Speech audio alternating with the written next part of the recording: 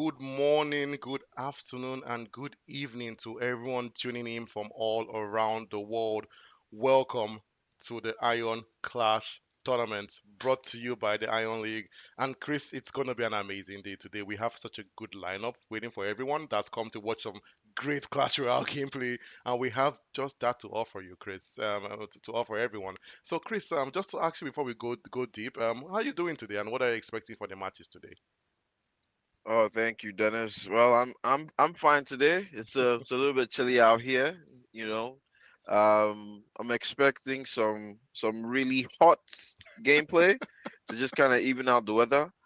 I'm expecting to see a whole lot of a whole lot of strategic movements, some technicality, some tactical placements, and a whole lot of elixir management because that's what this game is based on. Manage your elixir and come out on top. And how are you doing? How are you doing this I'm this fine morning? I'm doing great, Chris. Looking forward to the matches today. I believe our first match today is going to be very, very fun. It's High Lord Tiempo versus Alvin. Not to be mistaken by the old Alvin I played last week, right? This is a different Alvin. For some odd reason in this tournament, Chris, we have three different Alvins that signed up for such a name that I don't consider to be a very popular name, right? But we somehow got three different Alvins to sign up for the tournament, which is awesome. But yeah, it's going to be some great gameplay today for in the Ion Clash. As you mentioned, I do look forward to seeing some really, really good elixir management from very, very nice placement, some really good reflexes, hopefully more homegrown decks. Because I noticed the last set of streams we had a bunch of homegrown decks. I noticed it was all a mashup of either some popular decks, but with a bit of a twist, right? It wasn't all just like a regular Hog 2.6 cycle, you would see a Hog 2.6 cycle, but you would see a Mighty Miner, or you would see Royal Recruits, or you would see like a an Archer Queen, and you're like, that's not a regular Hog 2.6 cycle, I know. So I'm really looking forward to seeing stuff like that, stuff just different kinds of decks. I just like Kingsley kept on saying. Kingsley was watching some gameplay and he saw someone using Rascals, and he was like, Rascals in this economy, that's a mad person. That person was crazy, right? So I'm looking forward to seeing some decks that are homegrown decks, and who knows, right? These homegrown decks could end up setting a precedence, right? People can actually see that deck. I'm like, okay, that's a new deck. I've never seen that before, but it works really, really well. Maybe I should copy that. So yeah, it's gonna be some amazing game set of matches today. The team at the back is Yeah. warming up. Our first match would begin in about 8 minutes from what I see here. We really hope to give you guys an amazing set of matches this weekend, and yeah, it's going to be great, Chris. And also, just to mention again, I know we mention this every single stream. Um, we have a giveaway, but before I go to that giveaway, I want to give Chris the opportunity to let us know on what the Iron Clash is all about and what Clash Royale is in a nutshell. Yes, yes. Thank you very much. Absolutely. Absolutely. So for everyone unfamiliar with the game, this is Clash Royale. It's a real-time strategy game where two players battle using decks made out of 8 cards, and yeah, it's a whole lot of placements, a whole lot of strategy, and the aim is to knock down three tower is to destroy your opponent's towers. They have 3 towers. They have their king towers and then the defensive towers. Yeah, but the strategy comes from something called elixir management. Like I said before, every card costs an elixir, and that regenerates over time. So players have to just be careful and then decide when to attack and when to defend. That's the only way you can truly manage your elixir. You can't just throw everything into the battlefield at once. Hmm. The best players are, constantly thinking several moves ahead. What do I have to do? What anticipate what's about to happen? Use different strategies. There's a particular strategy called a bait strategy where you drop something in anticipation of somebody to use up a card you believe they have, so that once that's gone, you can now start bombarding them. So it's very tactical. You have to keep thinking. Yeah. And today's tournament and what we've been doing so far in the Iron League, it has another whole layer of strategy because players aren't just using one deck. They have to come with three different decks because the mode of the style, the mode, and the way the tournament is set up uses a game mode called the dual mode. So in the dual mode, players have to, like I said, bring three different kinds of deck. Once a player wins a game with a deck, that deck is locked and it can't be used again. To win the match, a player must win two games using two different decks. So players need to be versatile and they can't just rely on one strategy. And yeah. Speaking of strategy, um, the tournaments like this don't just happen without obviously a platform. And so let me just tell you a little bit again about this organization. We are the Iron League, and the Iron League brings today's match to you, and any upcoming match you see in the future. We intend to host all the esports Nigeria has to offer. That's the vision. So we decided that we have to create a competitive environment where skilled players can come, showcase their abilities, compete for prizes, and grow within an organized esports setting. Um, this isn't just about one event, right? It's not just about the Clash Royale. The vision, like I said, is to build a larger ecosystem of competitions. Everything is going to get bigger after this. We're Hmm. going to have a bigger tournament with way more people. Right now, we have around between 80 to 100 people on this, but we're aiming for the next competition. We're aiming to have at least 200 people. Yeah, Bigger audiences. We'll keep doing our promotions. We'll keep posting on our social media.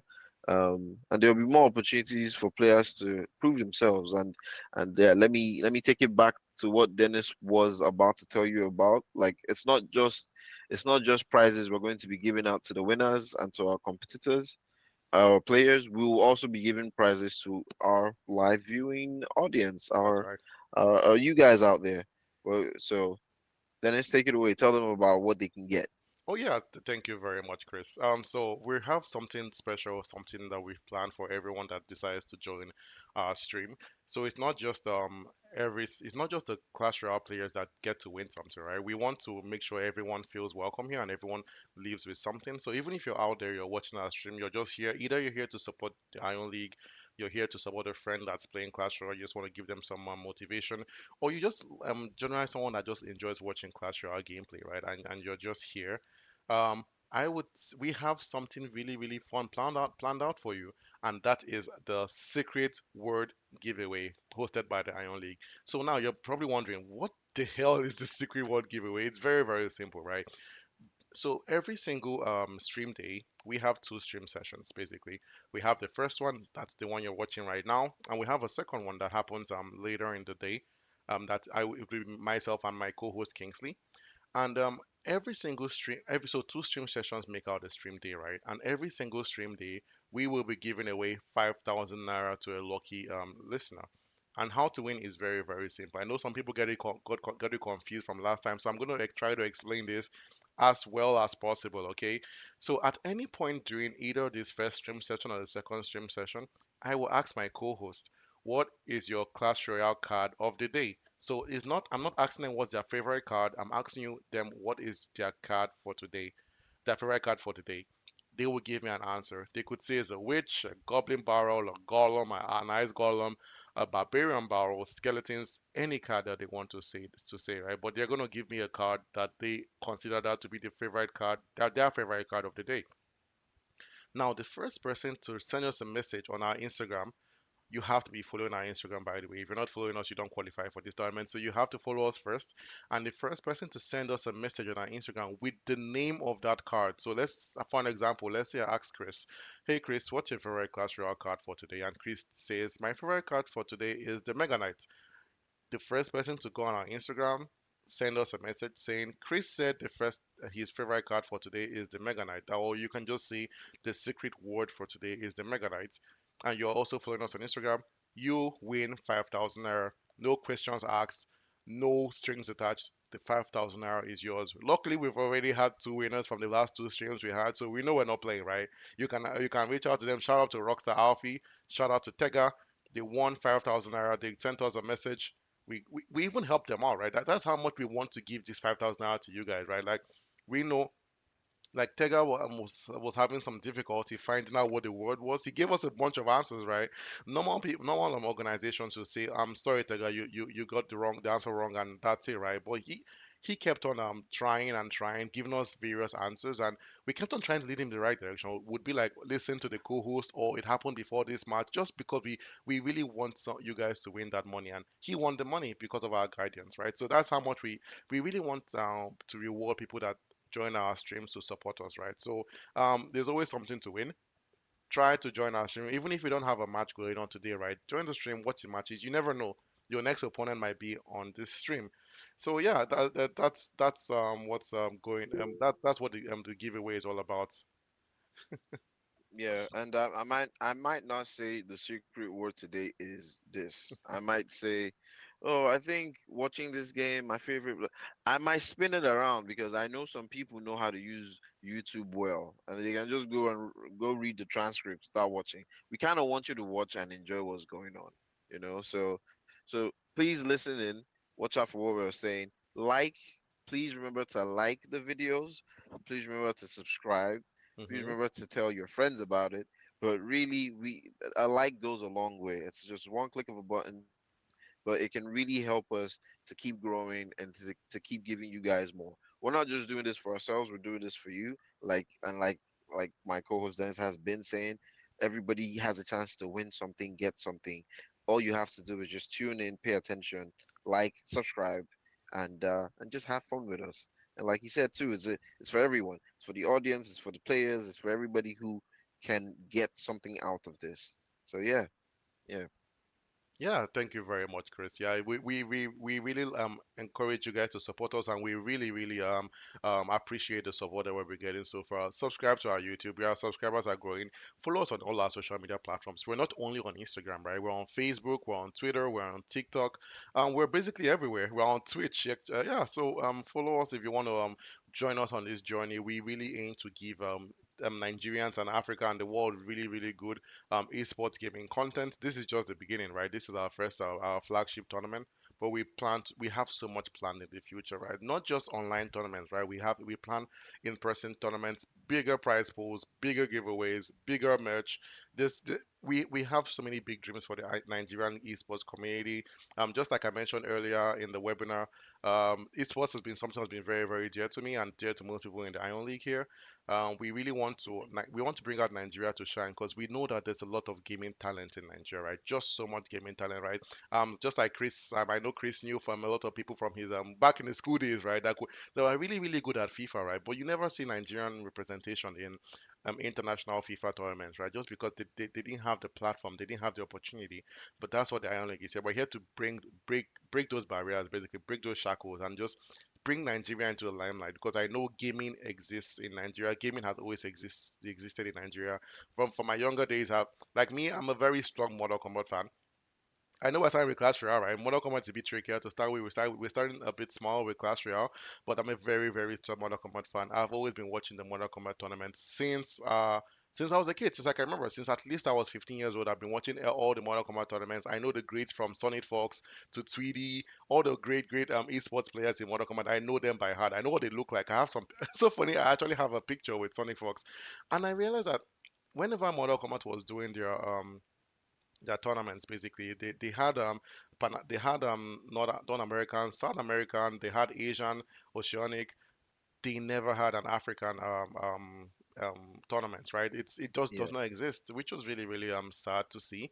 Um, I really because I know there's a lot of talent in Africa, right? From FIFA to Mortal Kombat to NBA to Call of Duty, and that's what the Iron League were representing, right? We want to bring African talent, African esports talent into the limelight. And then in the future, we also do plan to deviate from just esports only because not everyone is a gamer, right? So we do have to have other kind of competitive game stuff that doesn't revolve around computer games. We can have like a cooking tournament. We can have like a 5v5 soccer tournament. It could be anything really. The sky is the limit for the Iron League. We just want to give people good competition. We want to reward those that have practiced and that have strived to get better at what they do, and that's what the Iron League represents. Yeah. Yeah. Yeah, I'm just getting word now that we have our first winner of the day, High Lord Tempo, and that's because his opponent could not make it. we have seen wins like this in the past streaming sessions, and it's unfortunate, but we can't blame the other people. They would have a second chance to do to they would always have a second chance to redeem themselves. We know that it's there's a whole lot going on where they are, either personally or economically. We we know for a fact that Nigeria has been having some power issues recently. There's been a whole lack of electricity in the country, and yeah, so we can't truly blame anybody who misses.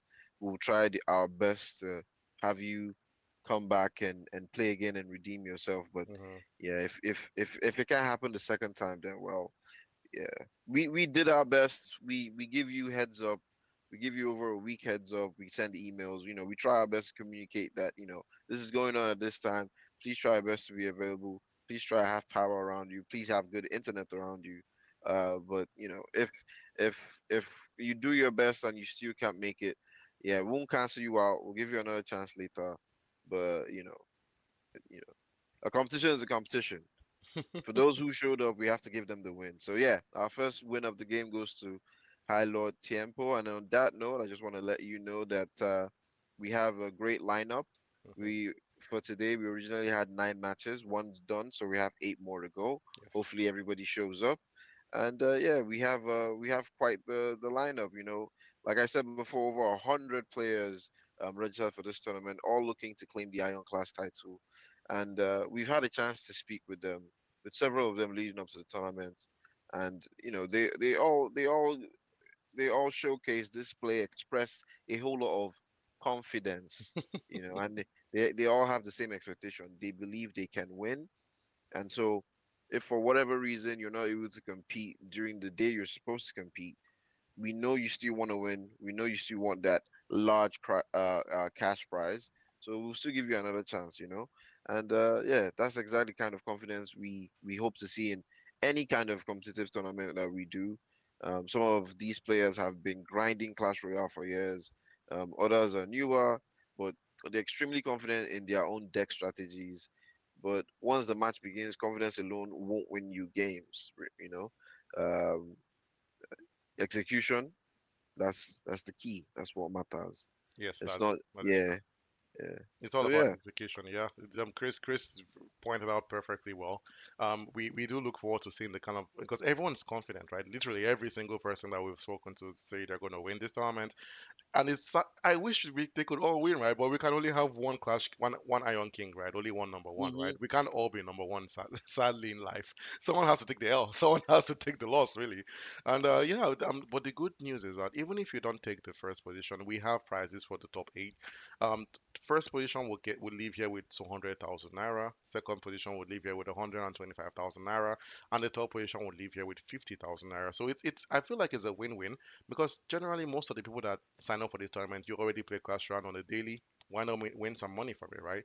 And also the cool thing about it is the top eight will still leave here with something. We do have we have plans for swag bags. We have plans for merch that we're going to distribute to to the top eight people that actually get to the top eight of this tournament. So right now we're kind of keeping it a secret. We don't want to let you guys know what's going to be in the merch, but it's going to be good. Trust me. The team at the back has been planning to give you guys some really really nice merch. It's not going to be a PS5. It's not going to be something that's that extreme, right? Please be yours. But also, if you're on the YouTube chat right now watching us, let us know what you think the merch is going to be. I see Tega is here saying thank you very much, Island League host, for the big rewards. Oh yeah, you're very welcome, Tega. Yeah, as I mentioned earlier, Tega was the winner of the Secret Word tournament last week, and yeah, and who knows, he might win again this week, right? I know Tega is out there, he's probably listening, right? He wants to be the first to send us a message on our Instagram. The day before that was Roxa Alfie, it was Tega. Who's gonna win today? We don't know. We don't know yet. But also, if you're on the YouTube chat, send us a DM and what you think is going to be on on our swag bags in our merch. Let's see if you can guess it right. If you get it right, if you get one right, we might reveal that to you. But let's see what people guess on our YouTube. But also, yeah, as Chris mentioned, like, subscribe, click on our notification bell icon, right, so you can get notified whenever we go live on our streams. We're gonna have these streams every Saturday and Sunday for about the next 2 months. We're gonna be on for a while. And yeah, you don't want to miss out. It's going to be an amazing journey.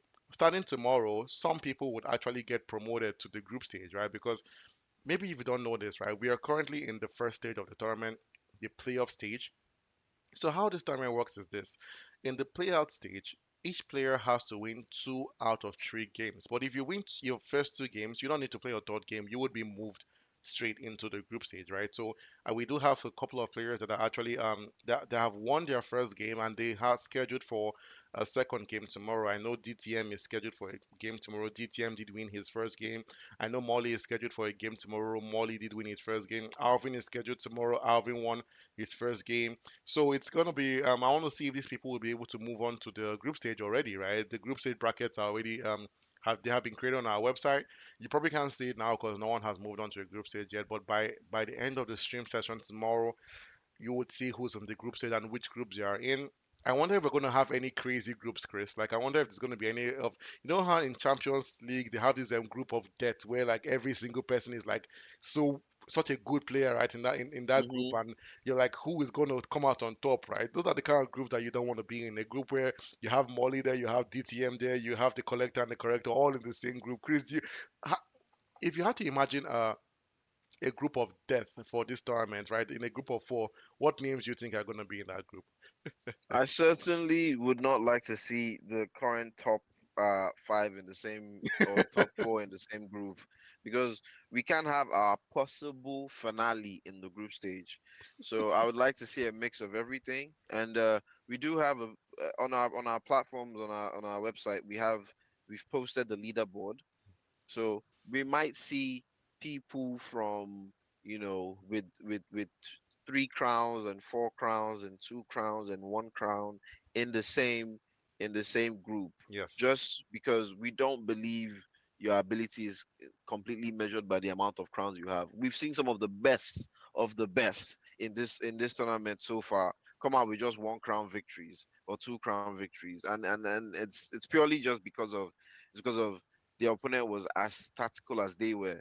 So it was a neck to neck kind of competition. that is true. And at the end of the day, you could just take 1 crown, and that's all you have. And then we've also seen great players take 3 crowns, and we've seen, we've seen a whole lot of diversity and versatility in so far in this preliminary straight stages. So yeah, I would like to see. I don't want to say names because I don't want people to think I have favorites, right? But I would, if you do go to our website and check out our leaderboard, you might be able to guess how we might arrange some things. Because again, it could be random, it could be based on crown. It could be anything. We'll also put that out there for you guys to guess to see what you can give us back. Maybe you might even get some merch if you're correct. You never know. So yeah, go look at all our platforms, pay attention, and then even for our players, um, it would be nice for you guys to go check out the schedules too, so that you know when you're supposed to play and you just make it here on time. And yeah, go check out the leaderboard to see who you might compete against. Don't let the crown number scare you. Again, don't let the crown number scare you. Just because they took out they took out 6 crowns, or they took out 4 crowns, doesn't mean they will do the same to you. You might just, yeah. True, you're right. Yeah, And the funny part about this, Chris, is we have seen great gameplay that still lost a match. Like remember the match Molly versus the Beyonder, right? Beyonder of was course. amazing in that game in that match. I literally rewatched that match yesterday just because of how good it was, and he still lost, right? It wasn't enough, right? So someone like the Beyonder, right? You might look at him and say, oh, he had a loss, right? Maybe he's not that great. You would be very wrong to think that the Beyonder's gameplay was amazing. I think it was just probably a bad matchup or maybe some mistakes here and there. But that's the kind of person that I call those kind of people the Trojan horses, right? You don't know what they're bringing to the table. They on the outside they don't look like they're really good players, but then they come and they shock you and they shock everyone, right? So those are the kind of groups I'm looking for. Groups and maybe you never know, right? Imagine if the Beyonder ends up in he qualifies to the group stage and he ends up in a group with Molly again, right? Then he has a chance for redemption, right? He has a chance to go back there and prove that that last match was just a fluke. I'm coming back. I made some changes to my deck. I made some changes to my strategy, and the way you beat me last time is not going to be it's not going to repeat itself. So those upsets, I really look forward to that happening. I really hope that that happens. It's going to be great to see the group stage when how the group stage unfolds. But yeah, I'm really looking forward to the end of the stream day tomorrow. The group stage is going to finally start getting populated. You'll be able to go to our website www.theionleague.net to actually see who's on in what group, because we're going to have 16 groups, by the way, everyone, in case you don't know that, group A to group P. And so it's going to be a lot of groups. The odds of having similar people in the same group, it's going to be very, very low. People that have already Yeah. played themselves, I don't see that happening, but it can never happen because even we, the organizers, we don't technically know who's going to be on which in which group until the group stage is finalized. It's all Mm. randomized. Even the matches are all randomized, so we don't really know who's going to happen. But I'm telling you, there's a match I saw happening tomorrow that I really look forward to. It's going to be Alvin and Molly. Alvin right now is ranked number one on our leaderboard, but Molly, amazing gameplay by Molly, right? So one of the best in the world. So it's gonna be awesome. That's the match you don't want to miss, folks. If you're gonna miss any match, not that match, please try your best to subscribe and sign and ring that notification icon. You don't want to miss the matches tomorrow. But even the matches today, today is the final day of the first set of matches. If you, in case you don't know that, right? Last weekend we had Saturday and Sunday we had beautiful gameplay, beautiful matches. Today is the final day where we had the last group of players playing their first match. After today, maybe one or two players who still haven't played their first match yet because they had to reschedule, but majority of our registrants would have played their matches and they will be all moving into game two. And I think as you move into game two, it gets more hectic, right? Why it gets hectic is this: if you've lost a match already, that means you can't lose your next two matches. You have to win your next two matches. If not, you wouldn't qualify into the group stage. If you missed your match and now you're in you can't miss any other match, right? If you missed one more match, you would get disqualified. So that's this is when it gets very very hectic, right? For everyone that missed a match, you have to make sure you are available to play your match. For anyone that lost a match, you have to really look at your deck, look at your strategy. What can I change? What can I do better? Because I know that I cannot lose my next match. So yeah, it's really really gonna be amazing. Really, I think that the set of games that we have lined up for you guys today, tomorrow, up to the coming months are going to be awesome. And then we can't wait for the finals where we finally crown our Iron King. It's going to be awesome. It's going to be an amazing match. I wonder who did. Chris, if you had to guess, I know we shouldn't be picking. It's not even a good question to ask, but who do you think is going to give me some names you think are going to get to the finals? Maybe not one But or two, but maybe like uh, before that, I just have to ask. I'm not sure you would know, but do we, because we only take people based on their game names, but do we have a possible Iron Queen in this competition? I know we've been saying Iron King, but do we have we have female participants, don't we? uh, I don't That, know. That's yeah. we tried our We best be yeah, we be using gamer tags to be to using game sign as tags, people. right? Yeah, yeah, yeah. When I was commentating with Kingsley, there's someone that played called Nengi Senpai, and I was like, is that a guy? Is that a girl? Mm, I have no idea. mm. Yeah, Could which really be. it could be, right? If you're if you're an Iron Queen out there, please give us a shout out, right? We love our Iron Queens as much as we love our Iron Kings, okay? Uh, Yeah. I see Tega on the YouTube chat. He basically just said, no queens aren't here, bro. Like we don't know. Yeah. We do have female class royale players. I know a couple of female class royale players out there. So yeah, Yeah. it's not just a boys club. Please, we do encourage all the women and men out there, any gender. Please participate. Really, it's going to we want to crown an iron royalty, if to say it. And honestly, queens can be kings too, right, Chris? Queens can be Oh kings. yeah, yeah. Kings, it's 2026, man. Exactly. Yeah, Yeah, I was yeah, man. thinking But about yeah, Queen Maddie. You know, yeah, that is gonna be is gonna be awesome. yeah. Yeah, we're gearing up for our next match. We're really hot and ready for the next match to begin. For the next match, we're supposed to have Hive Mind versus Blade. I love the fact that I keep seeing game tags that show me that Nigerians love Marvel.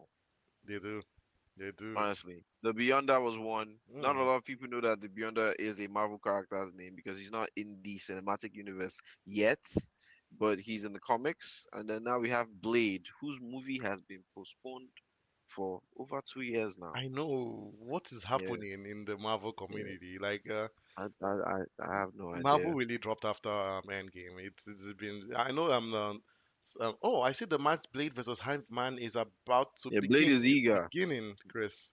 Let's go and join that match. Yeah. So I want game 2 of the Iron League tournament, episode 3. Yeah, this session is brought to you by the Iron Clash. In the red corner, we have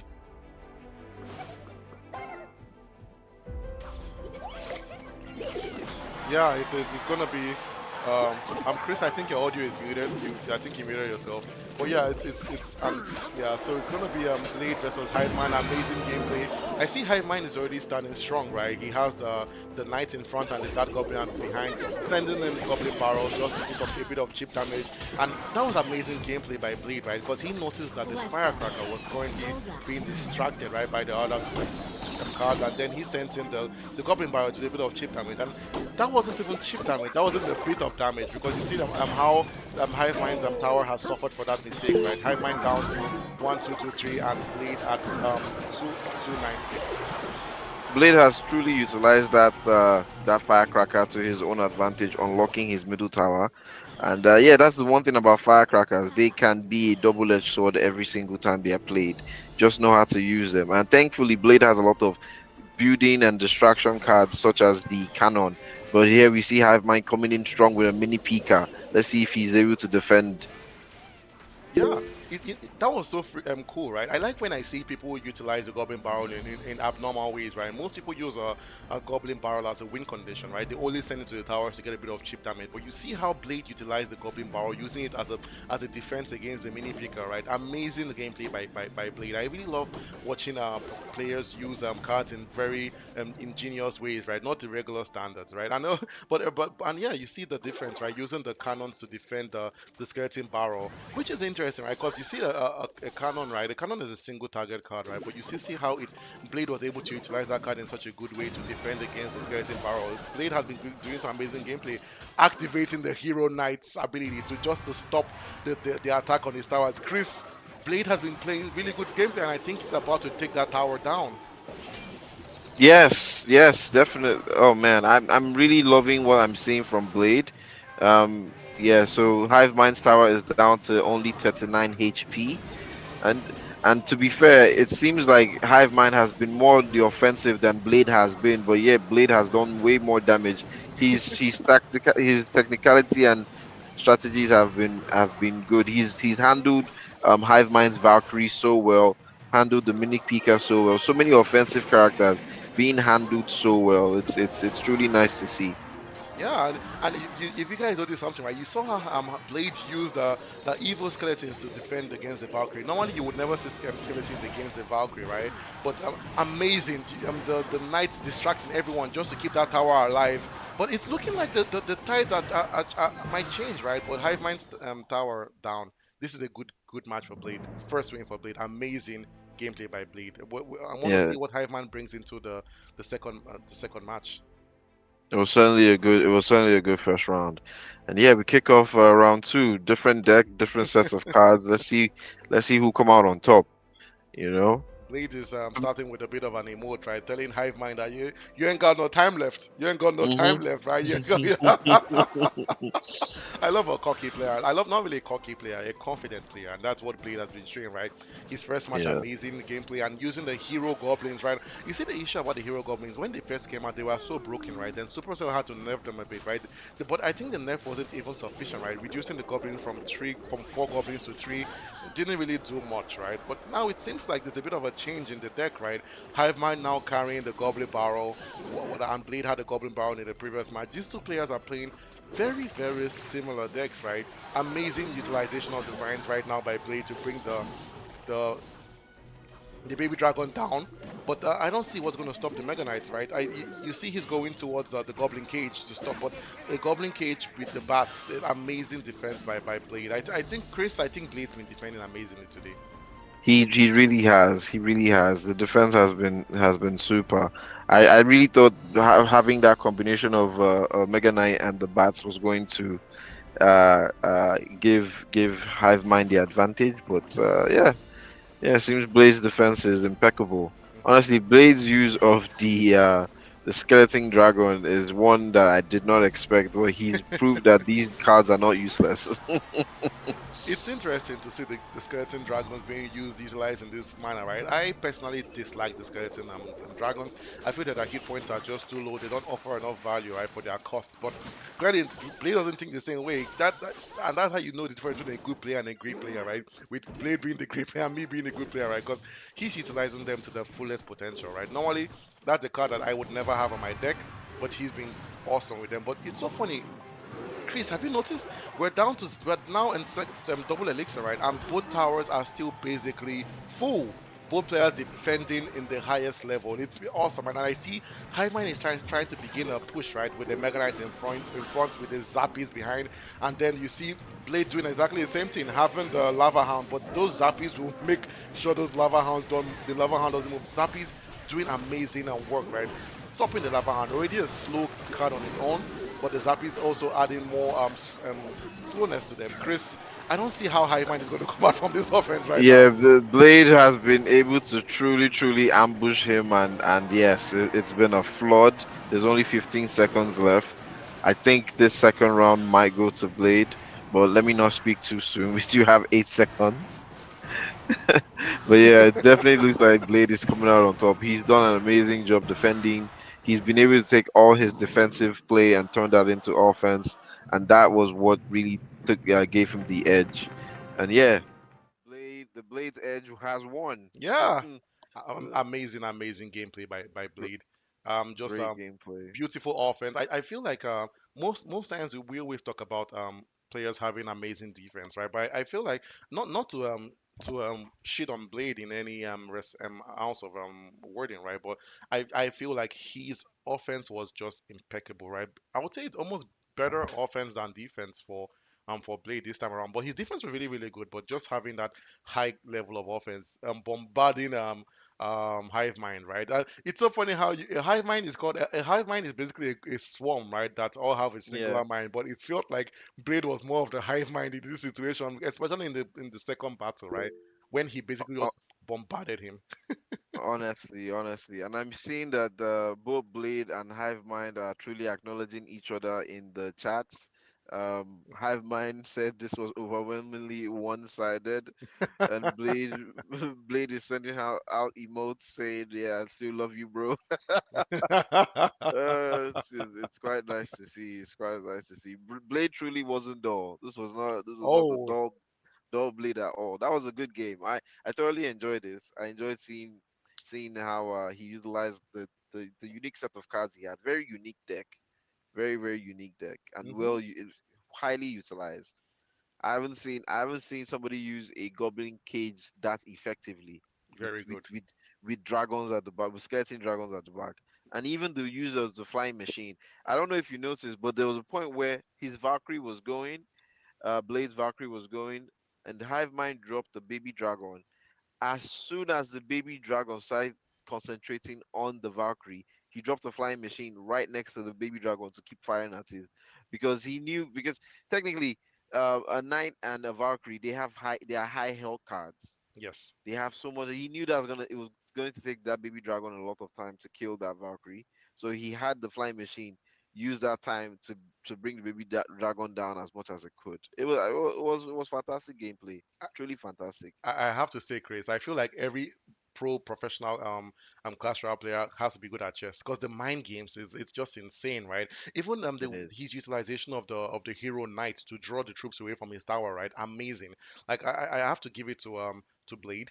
Very, very tactical. Even in the first match, I knew that okay, this person I is playing is a high IQ individual, right? When he utilized his firecracker very well. He saw an opening when the firecracker was shooting at something else, and then he used that opportunity to drop a card. Basically, I can't remember exactly what happened, but it was just really really good gameplay. But honestly, I have to give it to Blade. Amazing gameplay from game one to game two, dominating the match basically. Getting two wins immediately. We didn't even get the game three. Sadly, Chris, we didn't have the opportunity utilizing the skeleton dragons, a card that I see rarely very rarely utilized, but he played it to the highest level he could go to. Sending them out to two different towers, which is not something you see, right? Most people send them both together because of you kind of need them together to get some value from them. But not I'm not in Blade's opinion for sure. Send them out Yeah. separately to kind of cause you to try to defend both of them. I feel like that was a bait tactic, right? He was trying to lure you to drop two defensive cards on both towers just so he can watch your elixir go down and then he can bombard you. And that's what he did against Hive Mind. He used the Hive Mind strategy to against Hive Mind, and he came out on top. Big ups to Blade. Big ups also to Hive Mind, right? Because it wasn't a trashing, Chris. Like, don't you think? I think Hive Mind actually had some really really good setups as well. No, Hive Mind definitely had a very scary setup. A very, very scary setup. Especially that first deck. It was very offensive. It was very. When I saw the mini Pika running at that tower, if Blade wasn't as tactical as he was, and he didn't drop that barrel where he dropped it, honestly, it would have been something else. Yeah, But again, this was him fully utilizing his opponent's cards to his advantage, unlocking his middle tower to increase his defense, dropping the goblin barrel in the middle. yeah, Some people knowing that, oh, okay, I'm going to use this to distract. I might just drop it right in front of the mini picker, might drop it just right beside, but he dropped it at the center yes, where all three towers can fire at the mini picker at the same time. I yeah. was like, okay, this man knows what he's doing. His Played. defense was done wonderfully. But yeah, Hive Mind truly he had a very scary first deck. Yeah, he He had a did very actually. scary first deck. Yeah, Just to reiterate, right? That's Goblin Barrel in the middle of the arena, right? Just to do some distraction on that mini picker. Amazing use of the Goblin Barrel, right? He's not a single-minded individual for sure, right? Most people they get used to the to using the Goblin Barrels to go for towers, right? And at this point it becomes like muscle memory, right? That you kind of blindside yourself. You put yourself in the cage, right? Where you all your mind is all about goblin barrels are used for cheap damage. For they're basically yeah, your win condition, right? But you see, Blade not sign up for that kind of a mindset, right? Using the goblin barrel to the best of their ability, right? Using that to distract the mini picker, and it's so funny how I noticed a hive mind using the mini picker to kill the princess twice. Like I don't know if you noticed that. If it's a good way to kill a mini princess, right? But I was just imagining it itself felt so much like overkill, right? A swing of the mini pickers bleed, right? Does so much yeah, damage against a princess, a little princess. She's like, oh no, no, hit me! And it's just like swipes, and I found it very funny, but amazing gameplay by these both players. I see on the YouTube chat I'm seeing Tega is saying Blade of Holy Zapfire. This Holy Zapfire clan, I have to go and look at them and see what they're all about. It's like I haven't heard about them before, but I see a lot of their members are signed up for these tournaments. We really should give them a shout out, right? Having so many we members signed up. we honestly need to either find out if Holy Zapfire clan is a real clan or if Tega is just promoting his clan. You know what I'm saying? Because I keep seeing Tega posting Holy Zapfire too, and I'm really not sure if Holy Zapfire is a real clan anymore. But this is just Tega pushing his own clan. Sounds like a Everybody church. that wins, this is Holy Zapfire. This is us. Yeah, I but yeah, know. Tega, what is your motive? Let us know on the chat, please. yeah. But big up to you, Tega, for always keeping the engagement high on YouTube. God bless you. Yeah, we really But yeah, appreciate you. yeah. Yeah, Tega, he's always ready to say something, right? He watches our streams judiciously, and I really love that, right? Not just Tega, right? I see there are other people on this that also said something earlier. I see April's on the stream. I see Mind Your Business. That's such a cool name to have on YouTube, right? And that person said something earlier. We do encourage everyone come to our YouTube, send us a message, right? We're always here to listen, to watch what you're saying. Just like I mentioned last week, if you're here last week, we were having some issues with the with the YouTube chats, but now that's fixed. If you look at our stream, you can see yourself on our YouTube on the stream, right? You can see your messages. So yeah, we listen to your feedback, we listen to your comments, and we always try our best to make sure that everyone has a good experience. So yeah, that was a good first game, Chris. I feel like if that first game is the decider of what we're going to see today, then today is going to be a really really good day for some Clash Royale gameplay. Yeah, it's Yeah. Yeah, honestly, I want to see a whole lot of different kinds of decks, like you mentioned, homegrown decks. I want to see more of that. I want to see kind of different metas people are using. There's certainly one meta I've started hearing about. I don't know if you've heard about it. It's called the Electro Giant control meta. Ooh. The Electro Giant Bowler control meta. I have So faced that before. Disgusting deck. yeah, You want to tell yeah. us about it? It has an Electro Giant. It has a Bowler. Some people will use a Tornado, evolved Goblin Cage as a distraction and offense. And sometimes you can get a nice evolved Baby Dragon or a regular Baby Dragon, a Golden Knight, some Mm, Lightning, and some Zappies to stop your people. So nice. there's a whole lot of electricity: Lightning, Yes. Zappies, What? Electro Giants, and then your Bowler. There's a whole lot of distraction because your Bowler itself is like a giant. It's like a Yes. giant just moving towards. Yeah, exactly. And then everybody would have to go to those building crushing cards, and yeah, it becomes hard to deal with. Plus, their high health, both the Giant having a area Ma- of effect mhm. ability, the bowler having almost a magic archer because ability because the bowl that he bowls will go through everyone. Yes. The Yeah, the tornado just to concentrate everything for his hits, put all the pins together. Yeah, I've faced that before, and it's high cost, it's defensive focus, and it's a counter pushing play style. So yeah, I would love to see a meta like that. A Sparky Yeah, player must hate to see that deck coming. Like it just sounds like the answer for a Sparky. it's the answer. It's It's the the answer. answer, especially with you just having lightning on hand. Let On the hand. Sparky charge up. You know when you place the Sparky and all you're doing is watching it charge, and you're finally happy when you see it like fully charged, ready to blast something, and then boom, lightning. Is up. Pew! And it's over. It's over. You think Yeah. your Sparky just becomes the most expensive trash can ever, right? Because it's just Yes. there rolling. You've seen it Yeah. rolling and nothing's happening. It's just Nothing is happening. and for such an Not expensive car, you don't want to drop a six elixir car like a Sparky and get no value from it. It can lose it can make or lose your game. Like that's from the yes. beginning, right? If you drop a Sparky and your Sparky becomes a videographer, just like a firecracker, right? Just watching the match basically. Giving your Sparky becomes a fan. It's just there hyping up the other players on the Honestly. field, and you're like, Honestly. this is just a waste. That What what card do you expect to see today? hmm. I'm surprised I haven't seen a Mega Knight, especially for the last match, right? Not one Mega Knight in sight, which was surprising, right? Like, I like how every single stream day we have seen some cards shine and some cards just not show up. I remember the first stream day we saw a lot of Mega Knight plays. The second stream day, everyone was using the barbarians carrying the log. I can't remember what the name that the you know the card I'm talking about, right? The card where those barbarians carry a log and run across the stream and Battle Ram. the battle ram. Why I was lost for words. I couldn't remember it. The battle ram was shining in the second stream. It was amazing, especially the evolved battle ram. Remember there was a match. I don't know if it was me and you that watched the match. I hate the evolved Battle Ram. It's such a It wicked evil. bounces Um, and just keeps going and God. that an evolved Uh, battle ram can one evolved battle ram can win you a match if there's no yes. defense. It could just go do that's gone. Keeps go to the next tower. Keeps on.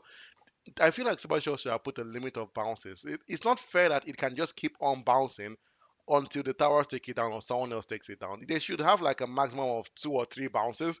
So it becomes is because you see cards like the evolved battle ram, right? And then you see an evil like maybe the wizard's evil. Don't get me wrong, the wizard's evil is not bad, right? Having that shield around the shield of fire around it that can explode and have some pushback, right? But compared to like an evil battle ram or an evil mega knight or an evil witch, really, it's a lot weaker.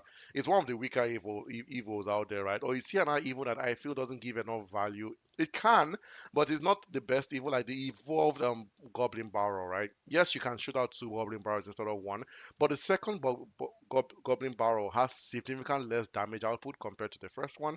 So most players will ignore it really. If you have a tower has good enough health, you don't even have to react to that, right? But Yeah. then you see an evolved Mega Knight, amazing, pushing the pushback, basically sends troops back to their houses. You say go home, Cynthia Ofori, go home. It sends them back home, and then you see like a Mega Witch, right? The constant healing, right? It's when I say the Mega Witch, the evolved Yeah. witch. Yeah. Imagine there was a Mega Witch. Imagine that. Like that's I something somebody should add to the chaos thought mode. maybe you meant the mother witch. I can't wait to see her evolved form. I don't know what that would be like. The mother, what would she do? Would she turn herself into a hog? Like, I think that's something that Sebastian would probably get away with. They would probably say when she dies, she Will turns into a hog. will she turn things into evolved hogs that fly? That would not be fair. That would not be funny at all. If she did that, you know what people would do? People would play the mother witch and just play Miro, clone, Skellies, just so they can keep on cycling the mother witch because she will be a one man army, right? Imagine turning Yeah, every troop into an evolved royal the hogs. The hogs alone 30 damage when they are evolved, right? First of all, the damage you do when they land is already insane. Then you now want to constantly spawn them. God forbid. I kind of feel Supercell uses one of its modes, chaos mode, to test out new things they want to do to the characters. So right now in the chaos mode, the evolved mother which can one get turn one thing into The mother one witch, character right? into two hogs. Oh, That's one of her abilities. She can turn it into two hogs. She can also turn it into another mother witch. And then really? that mother witch will turn the next thing into Into another another mother mother witch, witch. and it just keep expanding like that. And for not alive characters, like if you drop zappies on the stage, they can change that into hogs. But for alive characters, they change that into mother witches. So they Really? can change skeletons into hogs, but they can change like a wizard or another witch into a mother witch. Yeah, it's a That crazy it's ability. a She's very very great. She's very versatile. I honestly, to be honest, I really like the concept of the mother witch. Right? She's same. been able. First of all, I don't think she does splash damage. Right? She's a singular target troop, I believe. And I don't. She is. Yeah. She is. Imagine That's if she that's was the splash problem. damage. Imagine if someone Yeah, sends a skeleton army, right, and she does the splash damage attack, and then they all just turn to hogs everyone on the screen. Do you know how scary that would be? it would be very, very, very I would scary. just turn off my game. You know, the funny thing is, even the skeleton army by itself can be a disadvantage against a mother witch. She might just be doing one at a time, but as long as she can turn one into a hog, the rest of the skeleton army will start concentrating on On that that hog, hog. and she That's have right. time to start blasting everybody else. That's true, It's actually. crazy. Yeah, yeah, yeah, Well, a yeah. card has offers so much theoretical value. I'm going to call it theoretical value. She's really, really underutilized, right? Like if you think about her as a concept, right? A card that does that, she turns every single card that she kills into a hog, and the hogs have very. It's not that she turns them to a goblin. That goblins die in one shot, right? Or a skeleton, right? She Hmm. turns them into hog. Hogs are high damage, somewhat high hit point cards, right? So they're not Yes. like bad cards, right? If you think about that, you'll be like, there's no reason why I shouldn't have this woman on my deck, right? But her, The, her, the, her health is the, just so low. her health is low and her firing speed is the absolute worst. They knew what they created, so they had to balance it out. They nerfed her so badly. In fact, if you have a skeleton army, there's a high chance your tower by itself will do so much damage before she even gets to turn one into a hog. Really? Yes, yes, Do it's you do, it's you- it's do you play horrible. the Mother Witch? I do, I do, I can tell. I I do. can tell But you have so much but passion for her. Yeah, but only during the chaos mode. In my regular trophy road, I don't use her. I have different decks for all those different modes. But yeah, Oh, she's absolutely annoying during chaos. I think I'm Chaos has seeing been a so skeleton fun. army. I'm so happy. I will drop her. She will raise her staff to fire, but before anything comes out, my tower has taken care of it, and this piss me off. It used to piss me off Sometimes because you wish you could. sometimes I'm facing a witch Mhm. and she has made skeletons and I'm so happy I dropped my mother witch. Okay, this first skeleton is going to turn into a hog and the witch will get distracted and from there we'll start going. My tower will take out the first skeleton. The other skeleton are behind the witch. So now my mother witch only can fire the witch and it's now witch versus witch Which and and her health is too low it's to so face that low. witch. Sometimes I wish I can just stop my own tower. Like, bro, no shoot, no shoot. I'm telling No, you, go for lunch. Go for don't lunch. try. True. Just wait first. Wait. You know Let her cook. what you said is Let very her cook. interesting. Imagine if Supercell adds a spell that can make your tower to stop shooting. Hmm. People might say that's a silly spell, but you never know. Some might actually utilize it so well that it becomes broken. It's like the tornado kind of. But it to be something Honestly, right to be. I feel like it's something that Supercell should try to look into. Like a spell that makes your towers to temporarily stop shooting. It, can I ask you a question? When you use the tornado, because I haven't used the tornado in such a long time, do your cards stop firing? Let's say it's a long range card, Does it stop firing once you use the tornado? If it's out of their range, they will, yes. But if Oh they, no, but if it's in the range, they can still fire yes, while they're in the tornado. yes, they Oh, can. that's And interesting. I've seen some people use tornadoes to take out a tornado. So there's a very interesting deck right now, right, in Clash Royale meta. It's a tornado and a wizard deck. It's so cool. Do Mm. you know why? Because let's say your opponent has a giant coming towards you, and then the wizard is attacking that giant, right? They would basically use the tornado to drag the giant to the tower. So to pull the giant back, and but the wizard keeps on shooting the fireball. So the fireball is basically hitting the giant Oh, and the and tower the at tower the at the same same time because time. of this. It's awesome when I see that being used, right? Although it sounds very technical, it sounds very difficult to actually I utilize. know. I mean, I get the concept because technically our hero wizard does almost the exact same thing. Yes, it's a Yeah. wizard So tornado. yeah. So I think they already knew that's a possibility when they created that. But yeah. Yeah, I just want to announce that our upcoming match after the Hive Mind Blade match was supposed to be Stannis versus Styx Leo, but Styx wasn't available. Like I said before, everybody has their reasons. Could be personal, economical, financial. Could just be internet. Could be a whole lot of things. There's something just going on in their life. Maybe they had an emergency.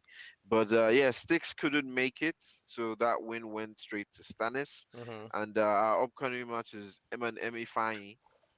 Mm-hmm. Versus Star CR. I We love that have name, Eminem Emma and Ifeanyi. M Ifeanyi, our boy. You know, Ibo boy, Ibo Kwenu. Igbo, Hey. eh, I'm not Igbo. I'm not Igbo. I'm Igbo. I'm just playing.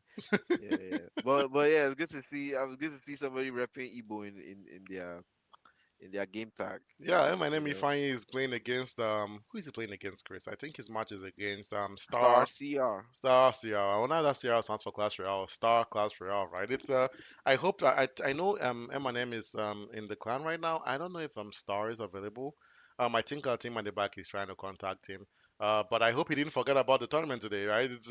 It's really really annoying when you lost 200,000 naira because you forgot. Oh, Yeah, I see. yeah.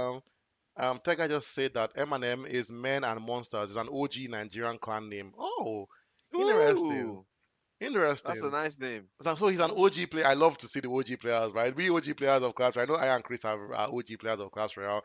We love to see fellow OG players of Clash Royale, right? It's people that have the 9 year, 8 year mark. Those are the OG players of Clash Royale, and to see one here is going to be good.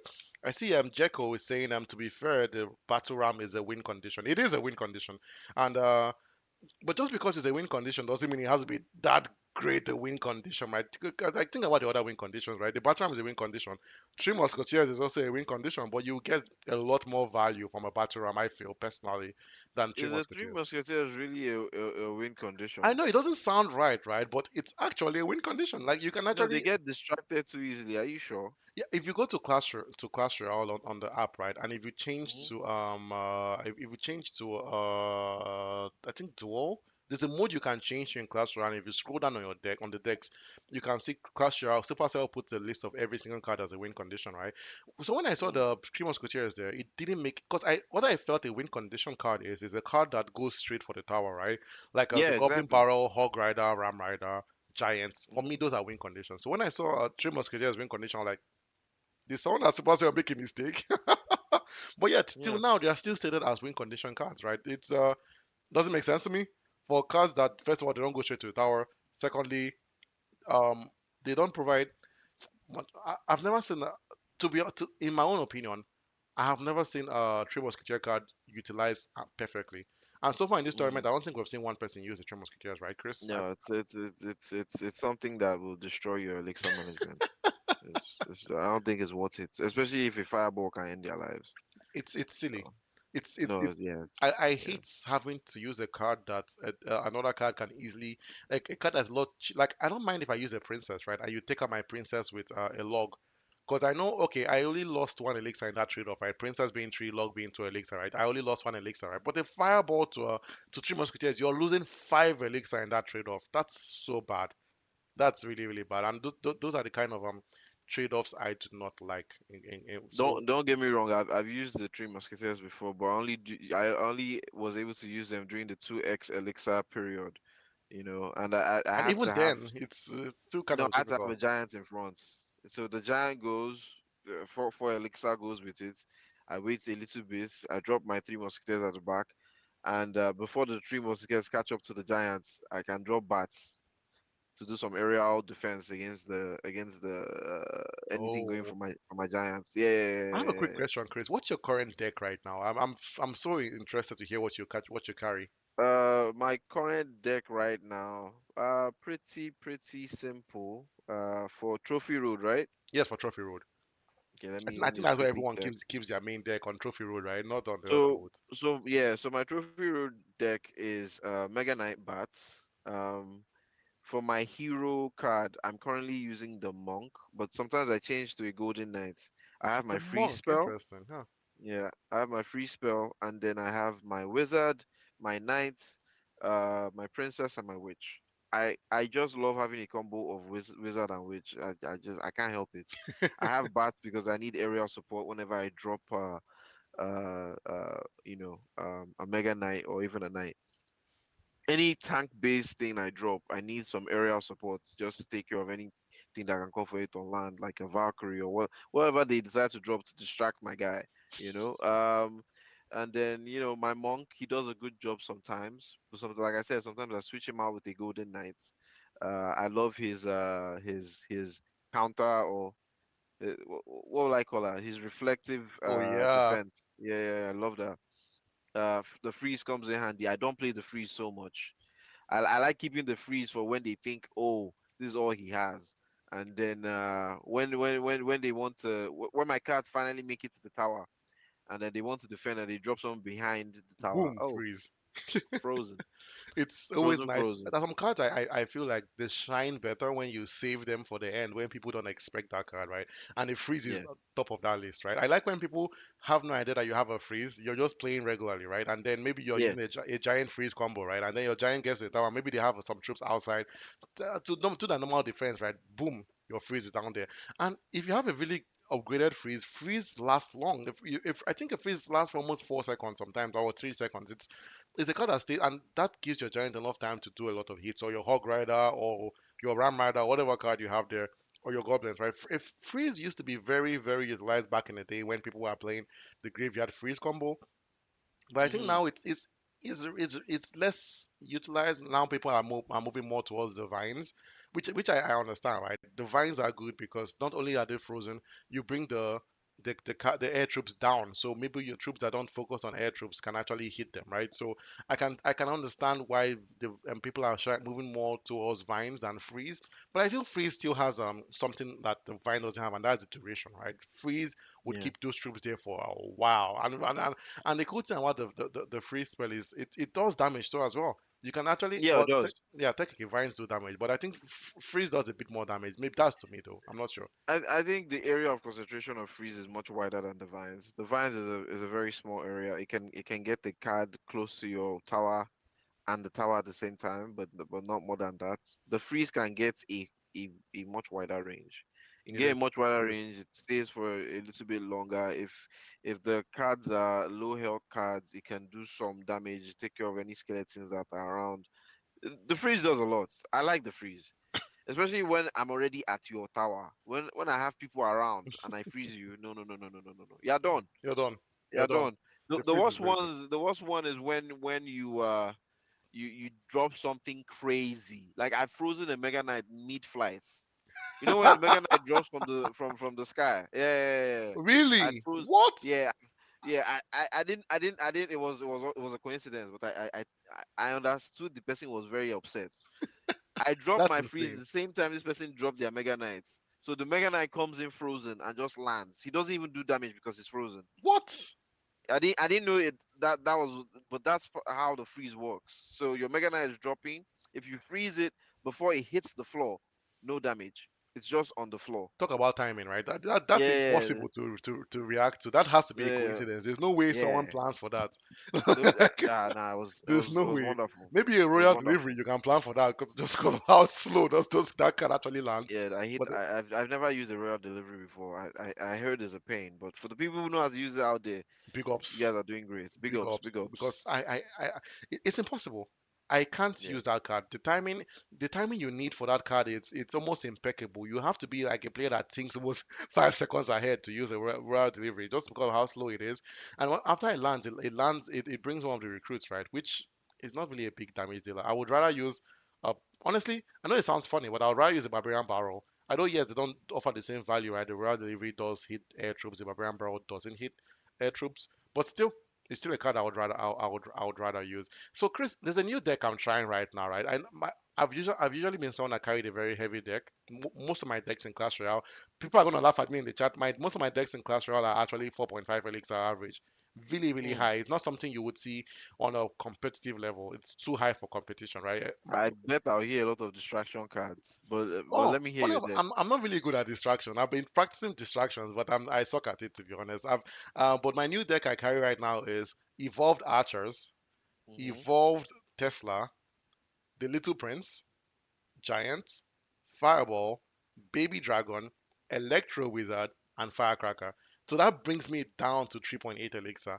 I know it's not, you're surprised like, wait, what do you mean? This deck sounds very funny, right? But After Baby Dragon, what was the things you said? Electro Wizard and what? and the Firecracker.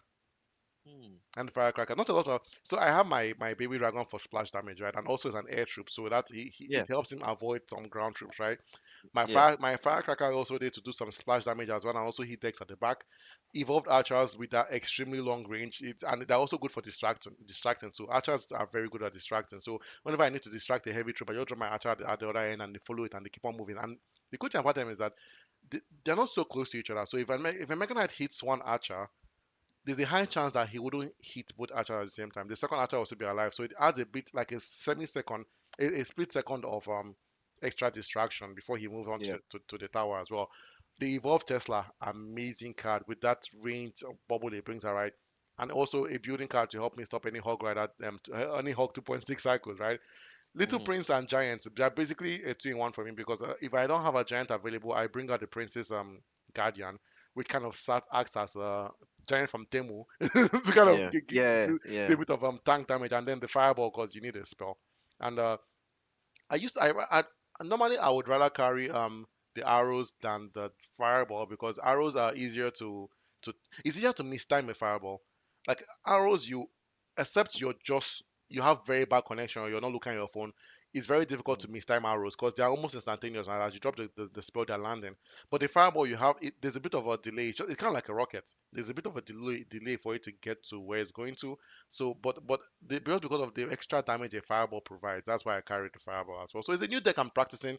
It is not a very great deck by any standard. As you notice, my deck I mentioned, there's no card here that I can say, oh my god, that card is such an amazing card that is going to cause damage. I'm not carrying a Mega Knight. I'm not carrying a Boss Bandit, but it's a deck I'm trying to get better at, right? But it's still my number three deck. My number one Hmm. deck is super heavy.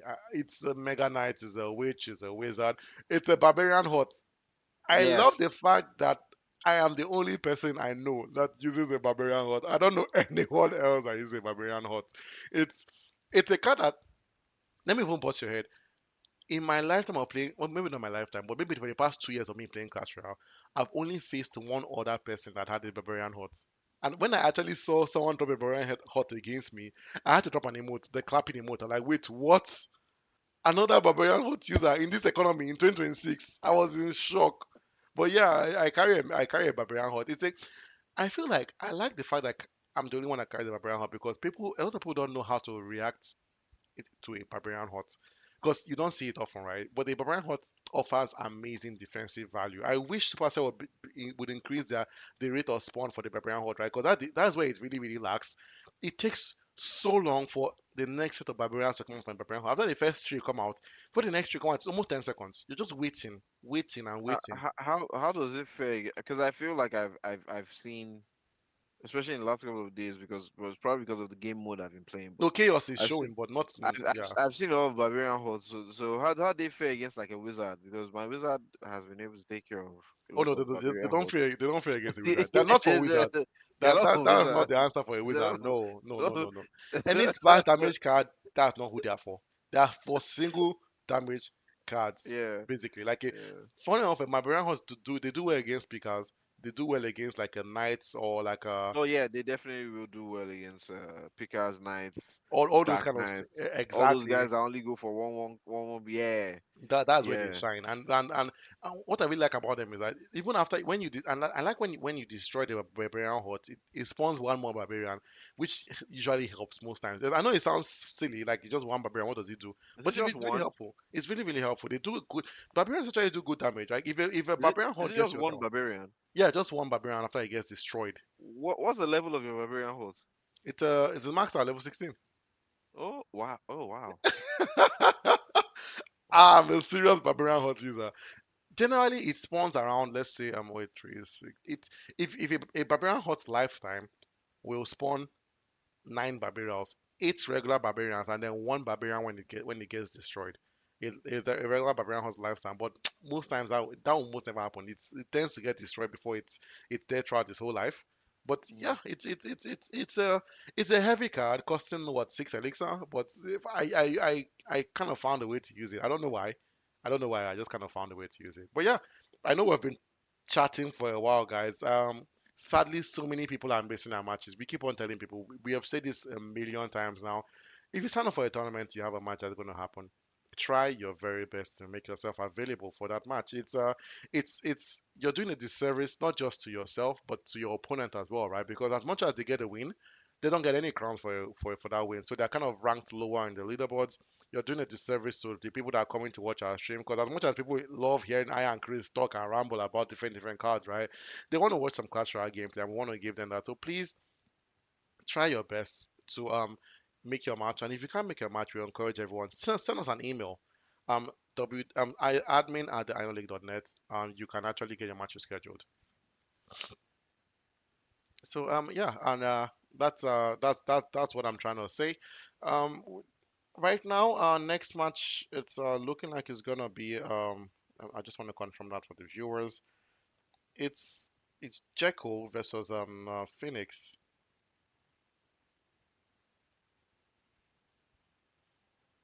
I see Jekyll is online, but Phoenix isn't available. But if Phoenix is not here for that match, then the win would move on to Jekyll, would go to Jekyll, and then we have the next match after that, Sabretooth versus Roxa Alfie. Roxa Alfie was the winner of our first giveaway. Um, Hoping that we can actually see him playing this game to see how good he is. So yeah, uh, that's um. I want to ask you a quick question, Chris. As we've been rambling about the Barbarian Hunt, it got me thinking. What card do you think right now, or what building would you say is the best defensive building right now in Clash Royale? That's a tricky one. Hope you don't mind. Let me just look through. Let's look through different buildings and pick one. Hmm. I want to say the bomb tower, the bombers tower. I can't really remember the name of that. Is that the right name? Oh, the bomb tower. Yeah, you're right. It's the skeleton that throws. Yeah, I see Tega yeah. shouting Goblin. I love the Evolve Goblin Cage. I like his theme song. That's Goblin Cage. It's really really cool. And I like his Yeah. the Evolve. But you think it's the bomb tower? Why do you think so? It's either that or the Tesla for me. I kind of want to push back and say Tesla because it preserves itself by hiding away, and it can hit aerial and land cards at the same time. The But the bomb tower bomb hits tower for aerial. me, no, no, no, no, no. I said I wanted to backtrack and say the Tesla because Oh, it okay, okay. preserves itself by hiding, and it can hit both aerial and land troops. But the bomb tower does a good job because one, splash damage, two, when you get rid of it, it leaves behind a bomb. Yes, Yeah, so that can still take care of anything, whether air or land. So yeah, I kind of like the bomb tower, especially if you're using a bomb tower and a giant skeleton at the same time. that is true. That it. Yeah, I like troops that kind of leave something behind, a little treats when they go away, yeah. right? The giant skeleton, the goblin demolisher, which I feel people underutilize, the bomb tower. Those are troops that even the balloon, right? All leaving a bit of a a gift, a package before they go away, and those packages tend to do some damage. I feel like the Goblin Demolisher has the least amount of damage it does when it leaves, when it dies. But still, being able to leave something to kind of help your team, it's always something that I like when cards use. You're gonna, are you going with the bomb tower or are you going with the Tesla? Which one costs more elixir? I know the Tesla costs The 4. Tesla is like 4. The bomb tower The is the I bomb don't know tower actually because I don't is use that card. the bomb tower is also 4. It's 4? Oh wow, Ah, Putin is yeah, the sticky wicket. yeah, yeah, yeah. Hmm, hmm. Bomb tower. Your sticky. I like that opinion, right? That's what I like about Clash Royale. There's no one single consensus to what everyone agrees is the best defensive building, right? Tega out there online saying Goblin Cage, Chris is saying the bomb tower. I am saying, hmm, that's a trick. That's a very difficult question. I don't know. The thing is, I've never used the Goblin Hut. I know chatter online, people are saying the Goblin Hut is really, really good building. Everyone is saying it's really good defensively. I don't see it. I don't see why it's ranked that. All the people I've played against that use the Goblin Hut didn't really wow me. Um, Yeah, they don't want me at all. they don't. The Tombstone is really good. Cannon has been amazing, and for something a card that costs just 3 elixir, it's a really really good defensive building as well. I think the Hmm. Cannon is up there. If I had to Yeah, the pick, cannon is up there for sure. the Cannon is definitely up there. If I had to pick one, people are going to hate me for this, but I'm sorry, it's just what I like. I would pick the Barbarian Hut. No one is going to agree with me on any level. There's not one single Clash Royale player that will agree with me on that. I know, but it's a card I love. I love the defensive capability it gives to me whenever I'm playing. I'm using it, and people sending their win conditions, and my Hut is there to distract it. And yeah, it's just my favorite defensive card. No apologies there. No regrets. Mm. It's what I'm going to just say. It is. Yeah. No, it's not a bad pick at all. It's not a bad pick at all. Oh. Other is there anything? Oh, actually, I see our match. M&M, Ifeanyi, and Star is actually beginning. I had no idea, guys. I'm so sorry. So sorry. I'm moving Yeah. into the match. I see everyone is M&M Ifeanyi versus Star CR. Star in the red, M&M in the blue. Chris, how do you think this match is gonna go? So far so good. They've both done almost equal damage to one another, but Star is coming in strong. Eminem is defending well. There's a whole lot of skeletons from Star CR's offense, but it was easily taken care of by the Valkyrie. Like I said, the Valkyrie is something that does a whole lot of um, defense and has high health. And I'm seeing here there is an evolved No, it's a regular goblin Goblin machine. machine. Yeah. Oh, it's a regular goblin machine. Okay, okay. I like seeing the Goblin Machine being used, right? A card that you almost will never see being used, but it's out there. And now I see that Ifeanyi is dropping the graveyard spell. With it's I think this is what I mentioned to you, Chris, a while ago. I feel like this is a graveyard poison combo, and Yeah. exactly what we just spoke about, right? The poison dropped But to help it the seems graveyard. the rage was placed by Star CR to help speed up his witch, his night witch. Yeah, amazing defense, right? And then, Chris, you see your favorite card right there, Elixir Golem is out with the Goblin. Whoa, that's insane. I'm like, how much Elixir does Star have to drop an Elixir Golem, to drop a Goblin Demolisher, to drop Skeleton King all at the same time? But you see, Ifeanyi Uh, is ready to react with it, evolve, which it's going to yeah, be. I don't know how Ifeanyi is going to defend this. Two front heavy hitters at both sides. But I think Ifeanyi is trying his best. He might come out on top, Chris. he just might, he just might. The Ice Wizard was doing a good job, but the execution at the back from Star CR has been doing all the work. Yeah, at this point, I can clearly see that Star CR has the advantage in terms of health of the tower, but Ifeanyi did a whole lot of damage to that right tower of Star CR, I see and that now Star has this he's a big heavy hitter, right? You see the amount of cards he's sending, right? The Goblin Machine, the Elixir Golem, that tower is definitely gone. There is no way he finds defenses. It's basically impossible. Wait, what? He He's been does. able to defend. He's been able to defend. This is it. I'm surprised because it's looking. I don't know what's going on with the elixir, but Star is gaining elixir very quickly.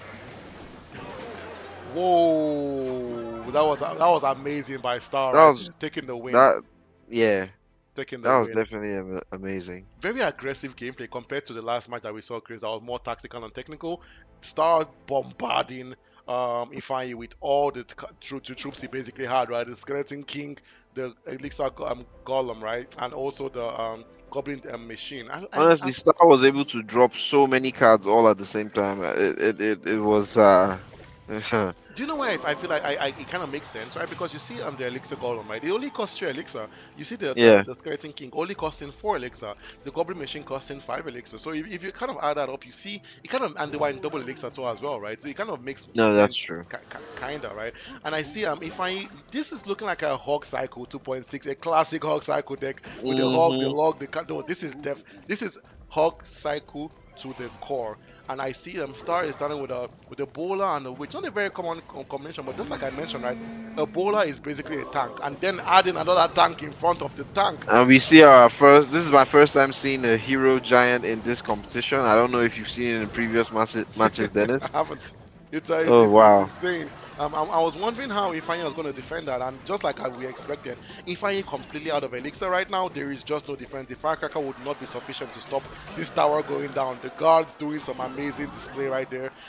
Chris, I think Star is going to go home with the win, right? It's looking like I don't think we're going to get a second game. Sadly, it's looking like Star wants to take it all by the first Yes, two games.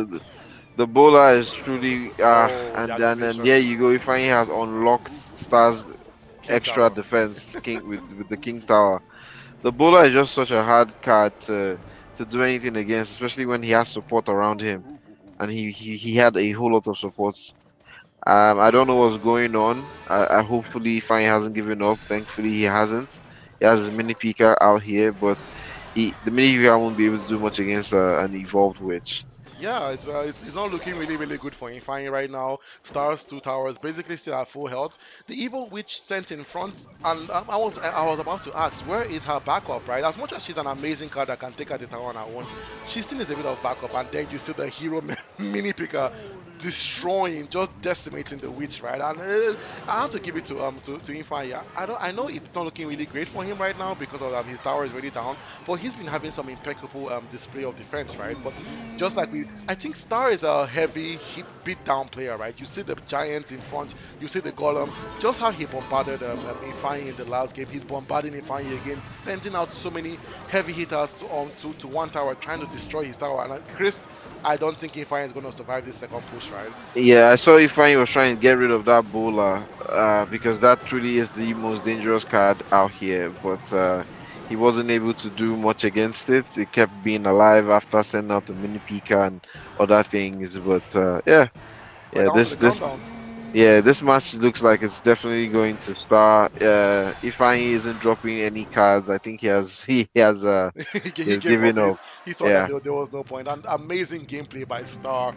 Big ups to Star. Amazing gameplay. But honestly, big ups to Ifeanyi as well. I have to say, Ifeanyi kind of picked up in the second match, right? He started defending a lot better than in the first match. And I have to say, Uh, it wasn't a bad display by Ifeanyi by any means. It was still really good play by Ifeanyi. But Star just had the upper hand. I kind of want to say, I feel the opposite. I think he did a Hmm. better job defending in the first round Really? than he did in the second. Well, the first round was basically a stalemate, and the second round was a quick win.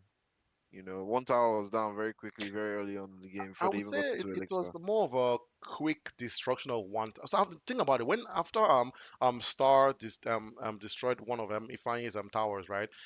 If Hmm. and that happened like in the first 10 seconds of the game, he wasn't able to destroy any other tower till the end of the game. Basically, I feel like Ifeanyi started off slow, but then he kind of locked in. But I feel he locked in a bit too late. That's what happened. Yeah. He Okay. Yeah. too little, too late. I agree with that.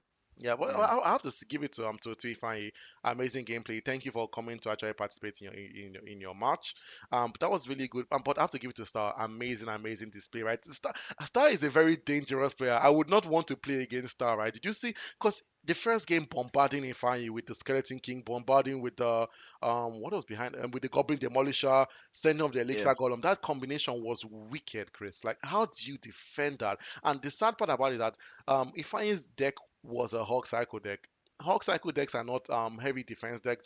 They more defend by distracting, but there's only so much you can distract. Like that was just a beat down by Star, right? Honestly, between Blade and Star, I would love to see how those two will go at it against each other, because Blade, like we saw earlier, has he has impeccable defense. He Yeah, has impeccable defensive strategies, and as we saw right now, Star has impeccable offense. That was wonderful to see. I would love to see the two of them go at it. But it's just because they're fresh on my mind. I know there are other players in this competition that can give both of them a run for their money.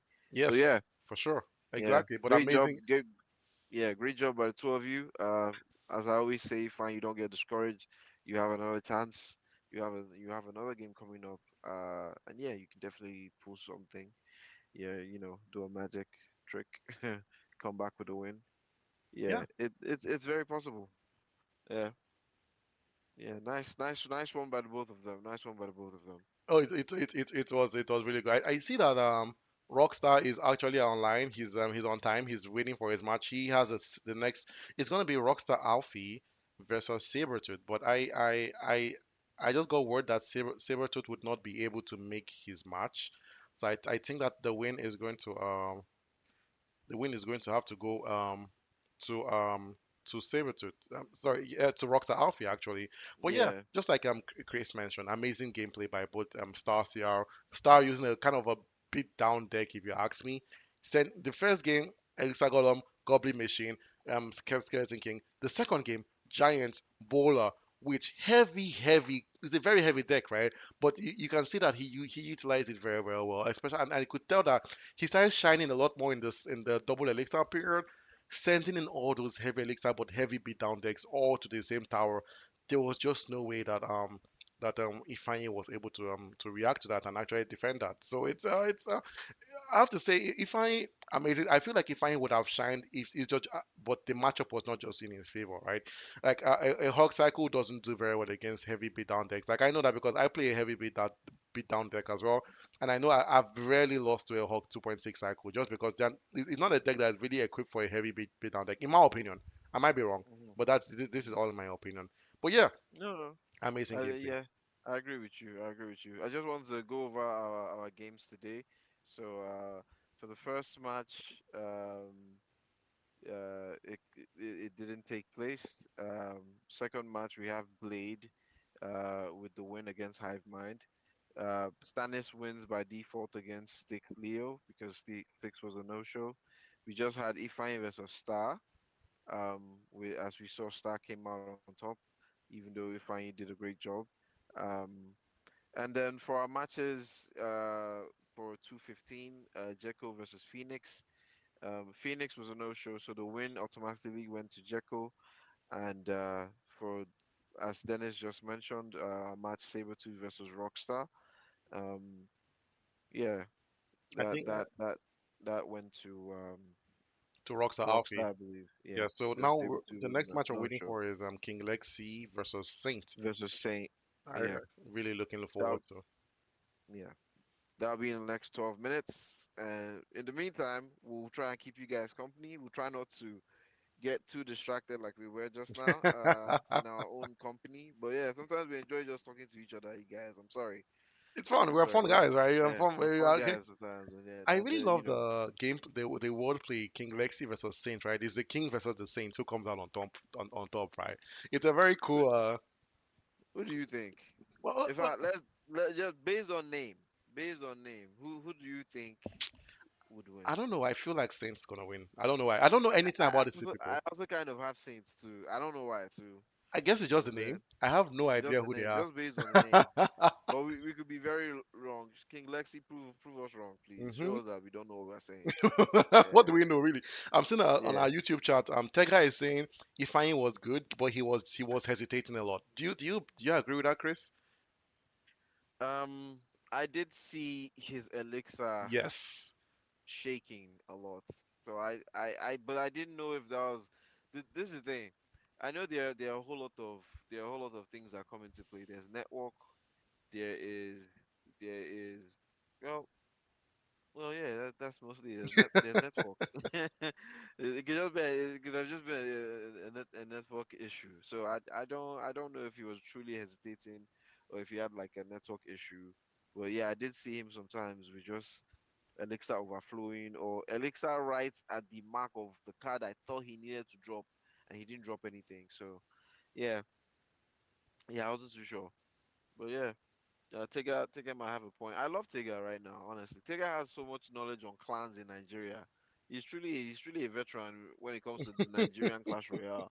Like telling us M&M means men and monsters, an OG That's Nigerian a cool name. clan name. Like how do you even know about men and monsters? Like do you know all the do you Tiga, do you know all the clans in Nigeria? That Or guy is at like least the the top 10? CIA, the FBI, your class royale. He knows everything.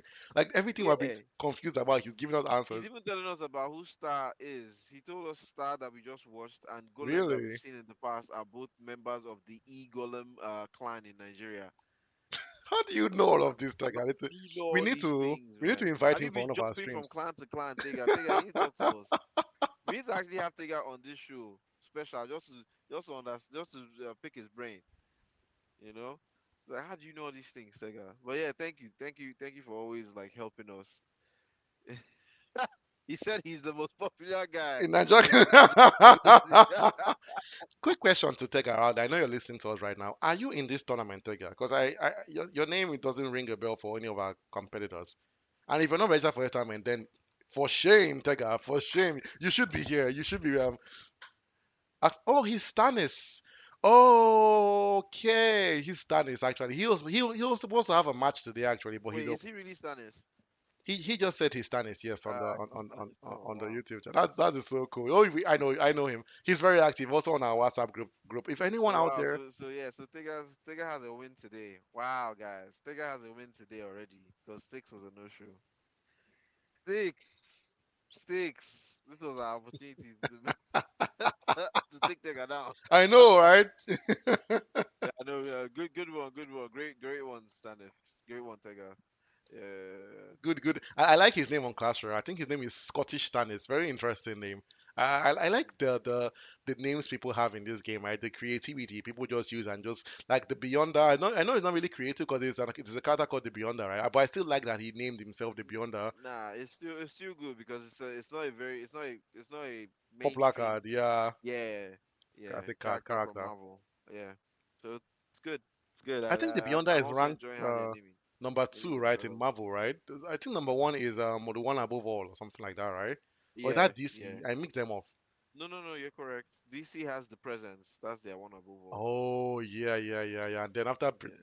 I think Beyonder is the guy that has like three heads, right? Like there's a head here and the two No, heads. no. That's the Living Tribunal. Oh yes, I've mixed him up. Yeah, What that's does the the Living Beyonder Tribunal. look like? He has a little rag that he puts on top of his Yes, I sleeve. love that Bubble guy. wrap. Yeah, It's I like yeah. I like those Just a Marvel weirdo. cosmic characters, right? They're very Yeah, interesting yeah. to see. So yeah, I'm currently rewatching the MCU. Yeah, me and some friends we're taking it back. So rewatching it, Before everything I'm went to hell. reliving. Yeah, before everything ends, I'm reliving the childhood. I'm seeing what I like. We recently reached phase two, Guardians of the Galaxy. It was Mm. nice to see. And honestly, I want to say this. Seeing Guardians of the Galaxy, I truly believe that James Gunn is going to do a good job with the DC universe Oh, you think so? because Galaxy was such a fantastic movie. Just rewatching it, I'm like, it was such a breath of fresh air after seeing Thor 2, Iron Man 2, like all the rubbish things that were coming out at that time. Yeah, but Yeah, honestly, as much as those movies were called rubbish at that time, I feel they're better than the movies of now. If in my own opinion, right? Like I didn't hate Thor. I didn't hate the Thor movie. I know they kind of changed his character to be more comedic, right? What Before he about was, Thor 2? what was Thor 2 again? I can't remember what. Exactly. Your brain said this thing You doesn't could doesn't need to shut be it. logged here. Get this get this thing out of Wait, my wait, for real, memory. who did he face in Thor 2? I can't remember He for the life faced of the me. Dark Elves, you know. That's when they got the reality stone. It was the ether. Okay, that and Loki. Is that oh? Loki faked his death and Mm-hmm. then took over Odin's position at the end of the movie. Yeah. It was such a trash movie. Trash. Such a I think trash out of movie. the Thor series, that's the worst one for sure. That was the worst one, I think man. what Oh you know what's God. funny? Of all the Thor movies, I think the latest one was the best. Love and Love Thunder. and Thunder. Thor, think about it. Wait, what was I Thor 3? wholeheartedly disagree, but let me hear you.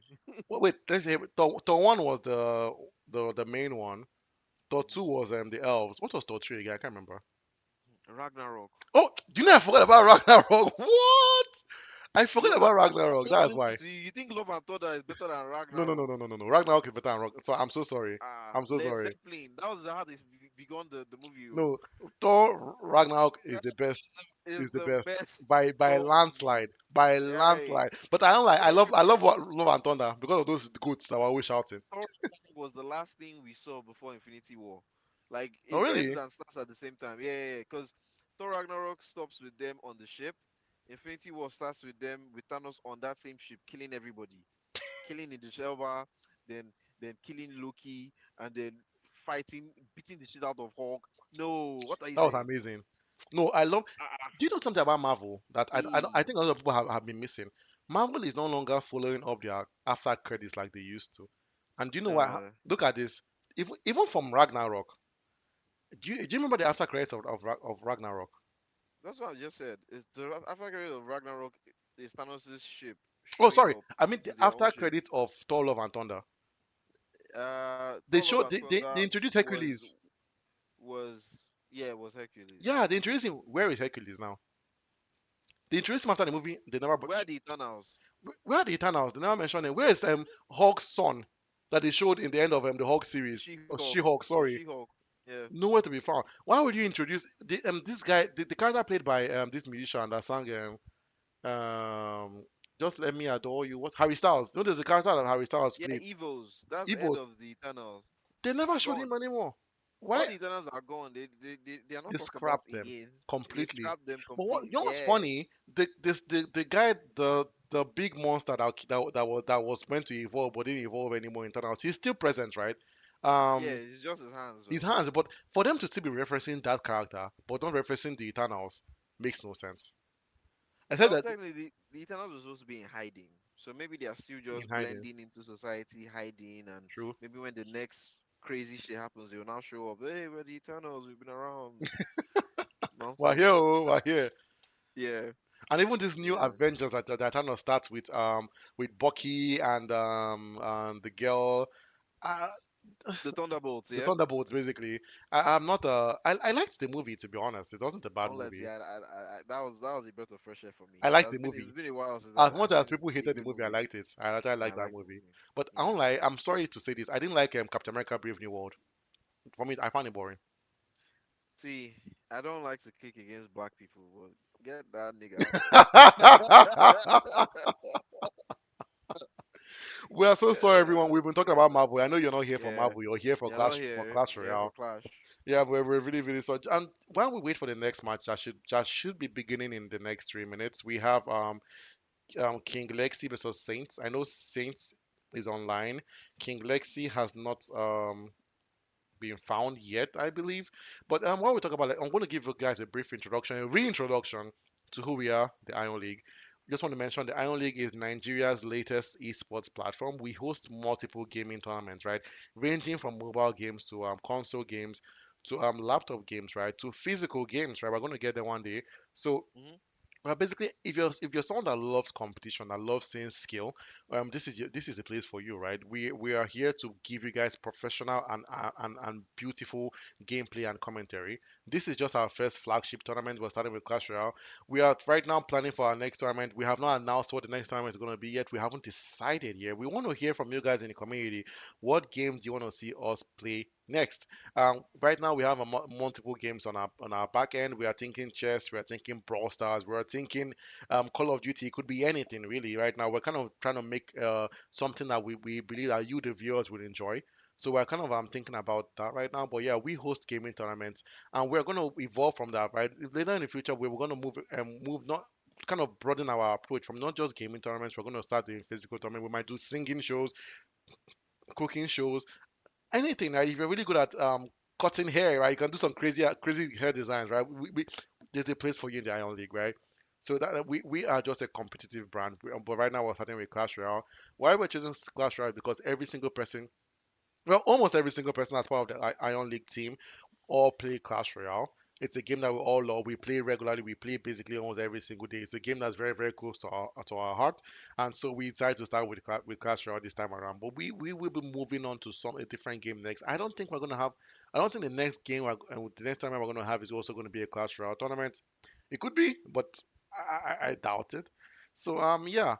That's who we are. That's what we do. Please follow us on all our social media platforms. We are on Twitter, we're on Instagram at the Iron League Gaming. I'm gonna show that on the screen right now for you guys to see. Um, yeah, at the Iron League Gaming. That's our Instagram handle. We are on Twitter. We are on TikTok. We're on YouTube. That's where you're watching us right now. We're on Twitch. Please follow us and subscribe to us. Like our content. Hit that notification icon if you want to see more Clash Royale content, or if you want to see our faces again. You want to see my face. You want to see Chris's face. Chris's You face. just love our commentary. You want to see what these guys are up to, right? The Iron Gang. So you can just subscribe to us and watch our content. We don't only do gaming tournaments like this. We also do webinars. We do streams where we just come and chat with the gaming community, hear what your thoughts on the latest game releasing. I know I and Chris right now we're anticipating the Crimson Desert. It's a game that's coming out on Tuesday, right? Chris is coming out on Tuesday. I have pre-ordered already. Woo! Chris has pre-ordered already. We cannot wait.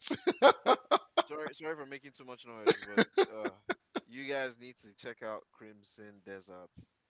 You know, that's a game I've been looking forward to for a while. It's a mix of technology, magic, wrestling, sword I fighting. know. There's so much going on in the game. It's open world. There's stuff to explore. The skill tree looks great. There are three playable characters, three, right? There's a human, there's a giant, and there's an elf. Oh, yo, Yes. it's looking like it's going to be a fantastic game to play. Hmm. Hopefully, it doesn't disappoint. I might be giving people feedback every once in a while I play to tell you, oh, well, the game is this, the game is oh, the game is great. You know what I'm saying? I'll let you know how I'm feeling about the game. I do love my adventure games. I like open world games. Yes. So yeah, so I've played a couple in the past. My most recent is Ghost of Yote, which was a fantastic game. Oh, I Game, never game, played it. I game. It missed was it. a fantastic game. Yeah. I like the way your eye shines whenever you say Ghost of Nah, Youth. You're like, nah. is it as good as I've been as Ghost of Tsushima? um in terms of story. Hmm. That's a Okay, one. see, in terms of gameplay, they are very similar. In terms of gameplay, they are very similar, except that in Ghost of Yute we get to use guns now, Really? What? and the gunplay is fantastic. The gunplay is fantastic, you know, and they're using the old muskets, so you have to charge it up Oh, by Prince, cleaning it Chris, and I'm so everything. sorry Yeah, for interrupting, but I think the match King Lexi vs Saint is about to begin. Finally, we were able to get a hold of King Lexi, so the game is going to begin very shortly. so I happy. Yeah, it's beginning now. Let's go watch Yeah. some beautiful gameplay, everyone. All right, we have our game, Saint versus King Lexi. We have Saint in the blue corner, King Lexi in the red. I hope they don't have any Wi-Fi issues. I hope this game will be flawless. Yeah, let's see how they go at it. They're both dropping emotes. Guess that's a little bit of acknowledgement. And we start off with King Lexi dropping his archers and Saint dropping Goblin Gang and with their spears at the back. I Oh, love we see the King Lexi Sly. He drops a miner, but that's being dealt with by a boss bandit. Is good to see our first hero out of for today. Lexi has been able to do some damage on Saint's tower. Yeah, Love to see a boss bandit. I love to say a Buzz Bandit. As much as Kingsley hates seeing the Buzz Bandit, I love when a Buzz Bandit is used, especially when it's used it's utilized in a very good way. I see that King Lexi has a mortar and has a miner. You see, so his gameplay is kind of all about chip damage, right? This is all chip damage central, right? Having the miner to do some chip damage, having the mortar to do some damage from the other end of the tower, having the log for some extra additional help out there. Very very inexpensive deck that King Lexi is carrying here, and you see the Saints is also carrying a deck that's a bit more expensive. The Royal Recruits costing 7 elixir, the Boss Bunny costing 6. Those are not cards you want to play and not get any value from. And I feel like the first time that Saint dropped the Royal Recruits, it didn't give him much value. And yeah, and another drop he has the Rascals.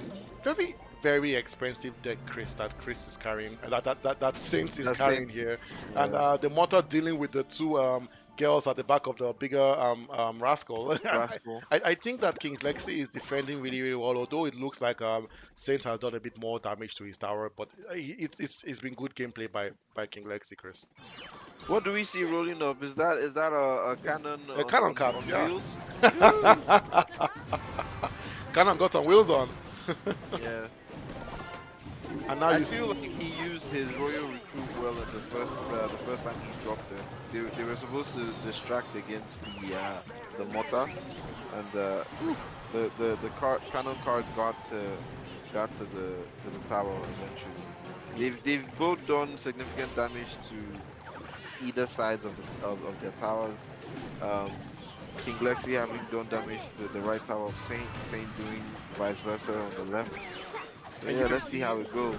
you can see that amazing gameplay by Saint, right? Because he saw that King Lexi dropped the mortar at the edge of the bridge, right? And sure, King Lexi was hoping that the mortar would get some damage on the tower, right? But you see Saint constantly dropping troops at his end, right? To keep that mortar distracted also. And Lexi was trying to defend the mortar, make sure the mortar doesn't get destroyed, but it was just, I mean, efficient, right? Amazing reaction by King Lexi, right? They're dropping the mortar to kind of distract the Ram Rider, but not enough, right? Saint was able to destroy the cannon, and then you see Saint gets the first win with the Ram Rider and the Archer at the back, just like we I, predicted, Chris. I love how Saint waited a while before dropping that Ram Rider. So King Lexi wasn't expecting that at all. That's how Yeah, you utilize that card. You wait, you stall, you drop everything else, so they don't realize that's coming. They can't predict it. That was wonderful gameplay. Good strategy from Saint. Good gameplay from King Lexi too. He was pushing heavy, and yeah. like you said, Saint was he had a heavy deck, and yeah, King Lexi could have easily had that win too.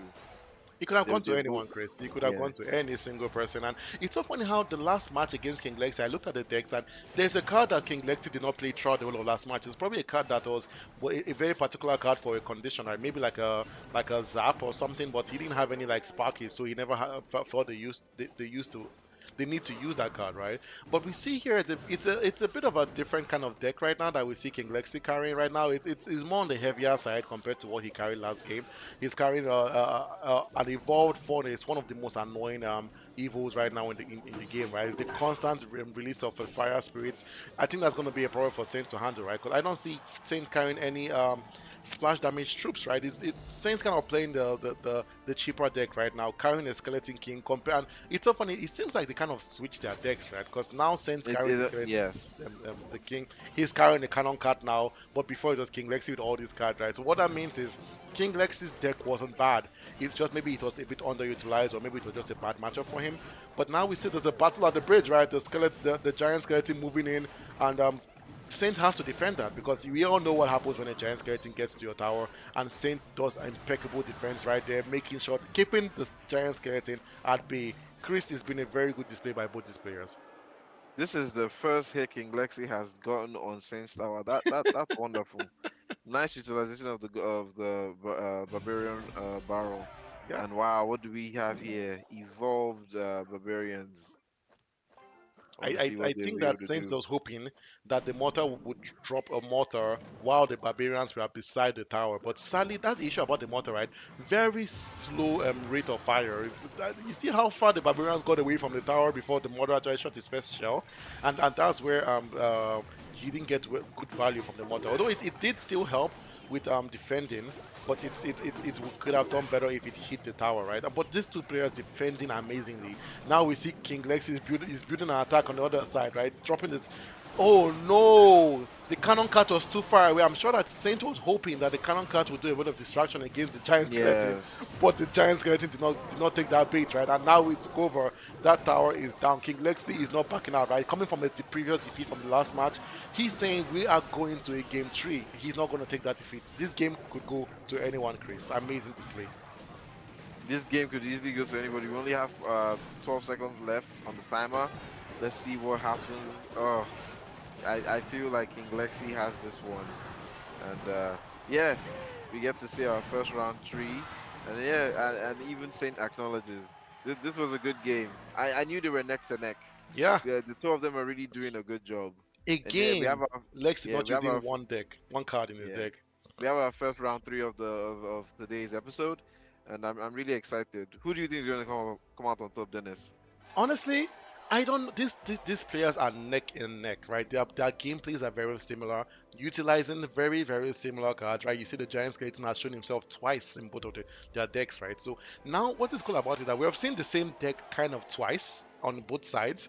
So now this deck is going to be a fresh new deck, and you see the Hogs are out. Hogs have been decimating this tournament, right? Doing so much damage. Look at the Fireball, not even able to even destroy the Hogs, right? He had to use the Fireball and the Gods, and it almost looked like the Fireball was like a teamed entrance for the guards, right? Because I didn't even see when he dropped the guards, right? I thought the smoke had cleared away from the Fireball, the guards were out, and now Chris's favorite card, well, not favorite card, but Yes, one of his favorite cards, right? The one of my Golden Knight. favorite, the Golden Knight, underutilized as usual. I hate to see it. It's sad to say. And the doctor kind of staying alive, but I don't think King Lex is gonna have to react to that. The health so low, the tower should be able to destroy that. And it's so interesting to see, right? Not one person has used any other tower troop but the princess. No Dutch Duchess, no Cannoneer, no Chef. All princess gameplay. It's so funny how the original tower troop is still the best tower troop in Clash Royale. Honestly, it really is funny. And I Wow. see now that King Lexi is trying to begin a push, right? You see the Hogs out again. Now saying the Hogs through the middle, so the Fireball couldn't do some damage, right? But still, the Saints with that amazing, impeccable defense, stopping the Hogs. It's so funny, you see all those cards going, you saw the Zappies, you see the Hog moving, but just because of how the higher level of defense by Saints, they couldn't give any Ooh. value. And What do you, Saint is going in with a balloon. Well, straight for the Goblin Cage. And like Tega mentioned, it's really such a good it's a good defensive building? Yeah. building. Yeah. Did you see that, Chris? I mean, you see how the balloon couldn't couldn't really do some drop its bomb on the tower, but just because it got to the tower and it died at the tower, right? That residual bomb that it leaves doing so much damage on King Lex's tower. But these two players are still neck and neck. Well, now in double elixir, both players still almost basically at the same tower health. Chris, I don't know who this game could go to. It could go to any single person. The King Hawks. Lexi doing a good job from both ends. Mhm. Let's see if this firecracker can do a good defense. Well, no, the Hogs are still going strong. But we do have a nice formation with the brawler from the Goblin Cage and the Valkyrie. Seeing the They're evolved easily Goblin Cage. stopped by by the evolved Goblin Cage. Wow. I don't think that King Lexi has activated his Golden Knight ability once this match. Maybe he hasn't found the It's opportunity. underutilized. Like I told you, people tend not to use it like they should. And we haven't seen the balloon in a while. I feel like Saint is waiting to use that card again when King Lexi doesn't expect it. This is such a tactical battle, right? You're seeing the both gameplays, and now the Hawks out, and I love this idea that Saint is doing right now. He's separating the Hawks, right, just to stretch out Saint's defense, right? So Saint had to Yes. react to that with a Valkyrie on one end and then the Goblin Stein. Two high elixir cards, right? But really good defense, and I think that Saint is kind of doing a bit more of spell cycling, but I don't know, Chris. That fireball missed. I feel because the tower's health didn't go that much lower after that fireball went down. And now the golden knight. Now you see perfect utilization of the golden knight, Well Chris. done. Well done, King Lexi. I love to see the Golden Knight being used. And we're not seeing our balloon at any point. I don't know why. but Then you would I think think that the he should be balloon is coming spamming that, for right? sure. I feel like at this point, because of how well King Lex is defending, Saint should kind of consider some spell cycling, right? He has the fireball, he has And the there zap. goes the balloon. Will it There get goes the there? Will it get balloon. there? What? That's gonna be some damage. That's gonna be some damage. Down to 695 right now. These players are neck and neck. These players are throwing everything out. I'm surprised Saint is not spell cycling. Saint, you have fireballs. Use it, bro. The evolved Valkyrie dragging the Royal Hogs back, Oh, saying you are not going that was anywhere. wonderful. That was What did wonderful. you see, Chris? The no, just the evolved Valkyrie Pulling doing them her back. things to stop those guys. I And wish and I and wish Stan could hear me right now. Drop your fireball, man. I get why he's not dropping it, right? Because you don't want to lose that defense, right? Because it's been helping him against the Royal Hawk. So he's probably trying to save it for when he really needs it. But at this point, he has to drop that fireball because we're gonna get to the and he drops it. He because he knows we're about to go to a countdown and he needs to get King Lexi's tower down. King Lexi, and he utilized it just like you said. And this game goes to Saint. Wow. amazing Wow. display, Amazing game. Amazing amazing game. gameplay by these two players. I Amazing wish game. Honestly, I feel like we jinxed King Lexi with us choosing who we wanted at the beginning. We probably shouldn't do that again. But we probably lovely shouldn't, gameplay right? by you, Yeah. King. Yeah, yeah, yeah, yeah, yeah. Awesome, awesome by King Lexi. That was wonderful. That was a tough match.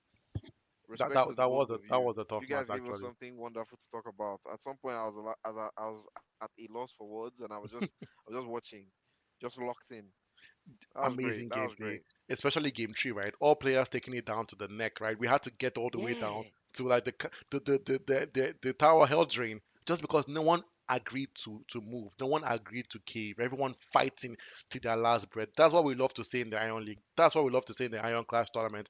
That was an amazing performance by both players.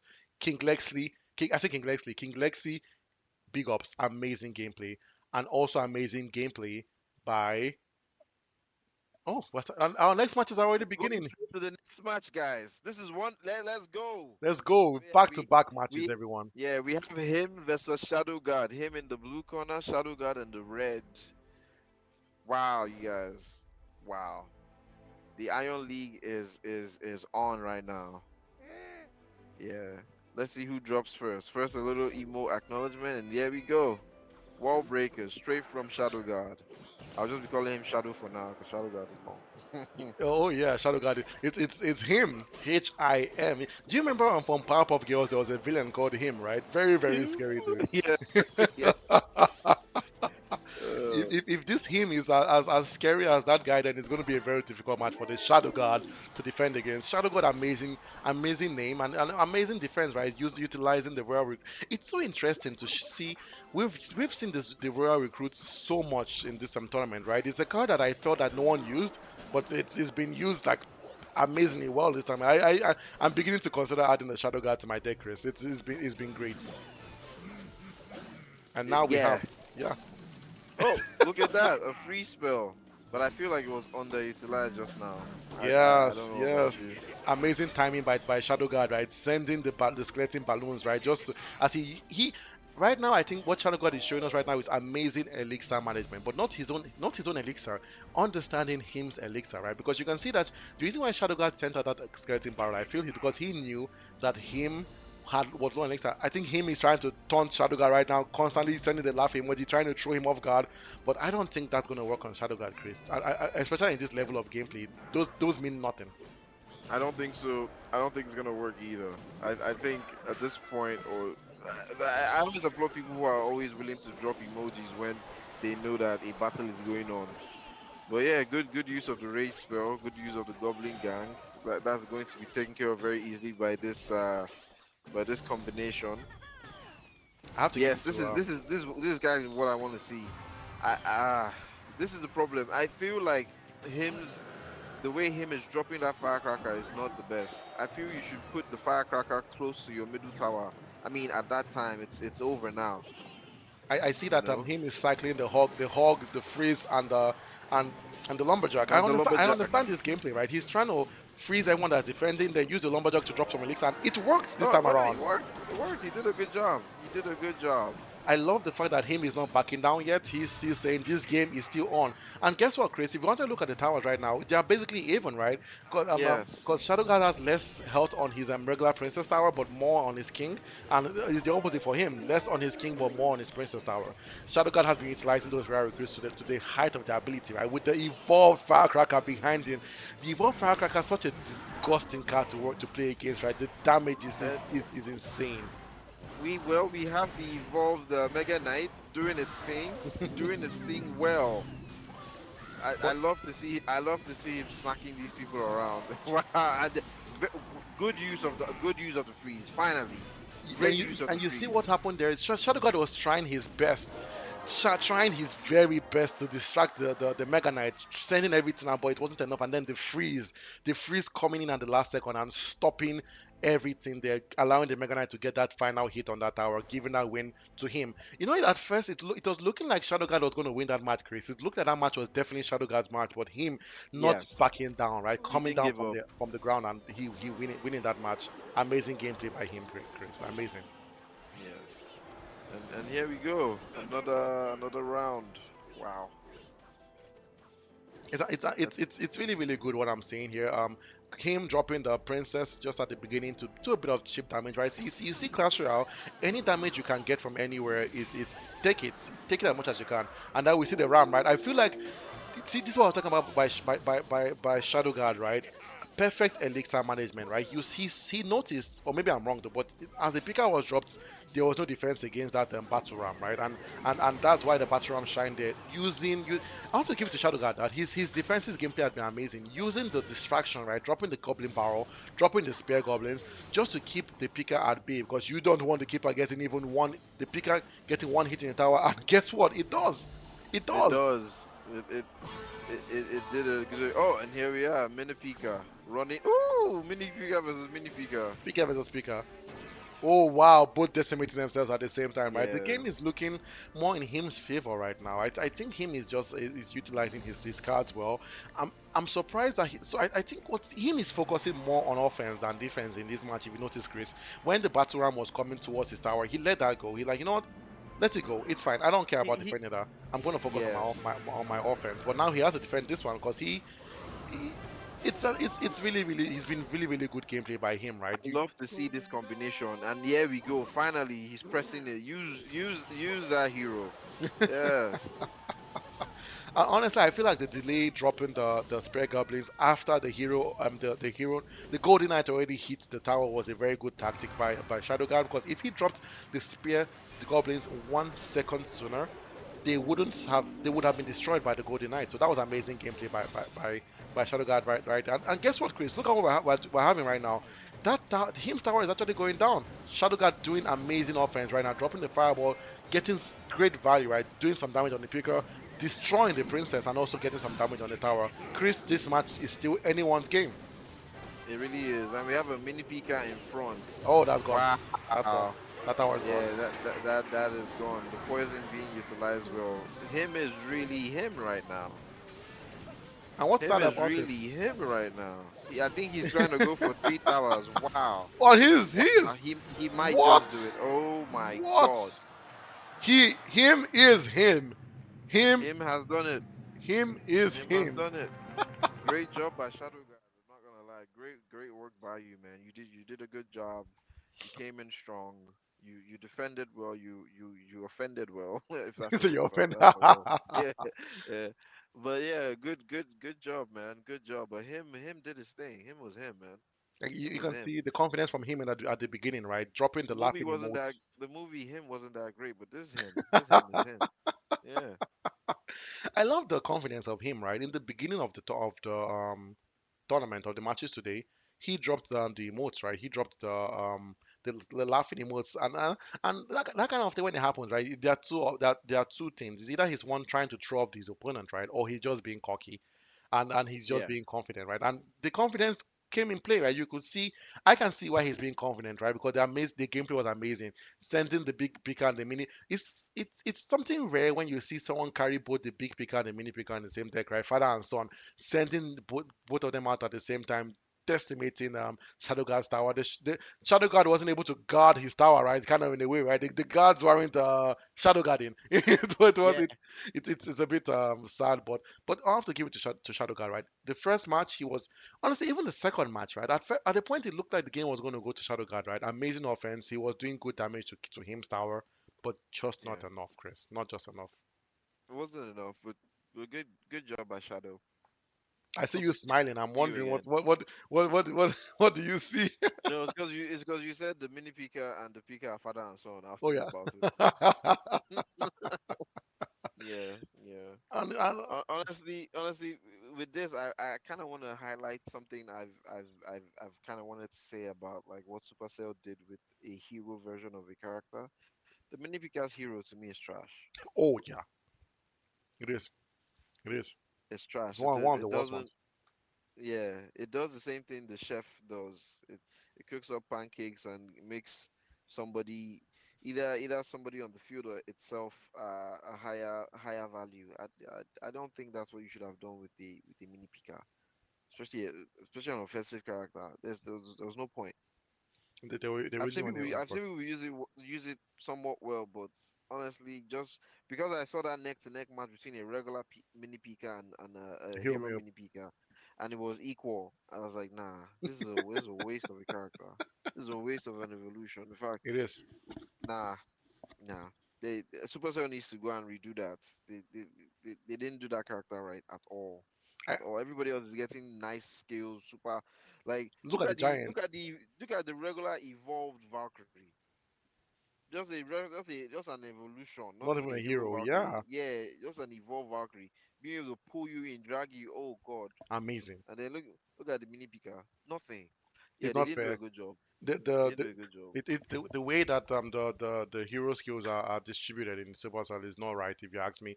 And another Mm, thing that people mention online, I noticed is people are saying that Supercell there's a bit of a lack of creativity. Like if you look notice a lot of cards, their hero or their evolved versions are just yeah. they can do the same thing they do but a bit more. Like, Mhm. look, I love the evil battle ram any day, anytime, but it's basically saying I can just do what I always do more times, which I feel like Yeah. is not very creative if you ask me. Like, I mean, look at the Mega Knight. It hits things around. yes, that is That's creativity. That's beautiful yeah, right there.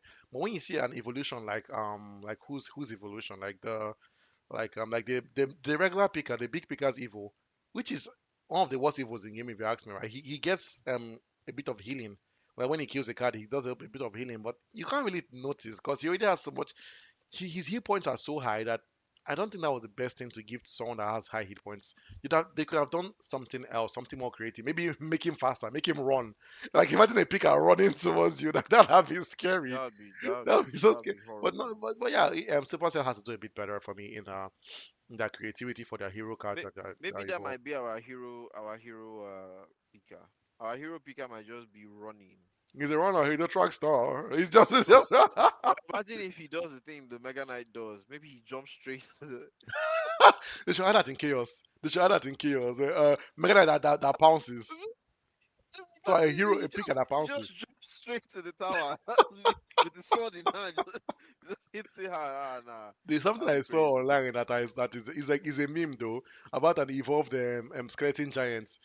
He just Mm, and he's like, you know how the wall breakers are that they carry the bombs out, the bombers, and they yeah, just run. yeah. Imagine the skeleton giant carry that just run towards your tower.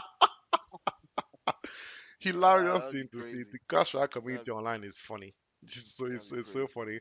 But yeah, I got word from our regular correspondent Tiga that him is also part of the Holy Zapfire clan. sound These like a Holy church. Zapfire Sound people, like eh, a church. I'm telling it's you. So, Olumba, Olumba. Holy Zapfire. Holy Zapfire. Fire! Holy It's definitely a Eh, Mountain of Fire member that created our clan. It has to be. um, I swear. It has to be a Mountain of Fire member. Oh my god. But yeah, guys, that was an amazing game. We have our final match today coming up in 3 minutes. It's God of War versus Josh 042. I have heard with chatter at the back that God of War will not be available for the tournaments. I heard that he dropped out of the tournament just now. I don't. So it's looking like that match might not happen. Mm.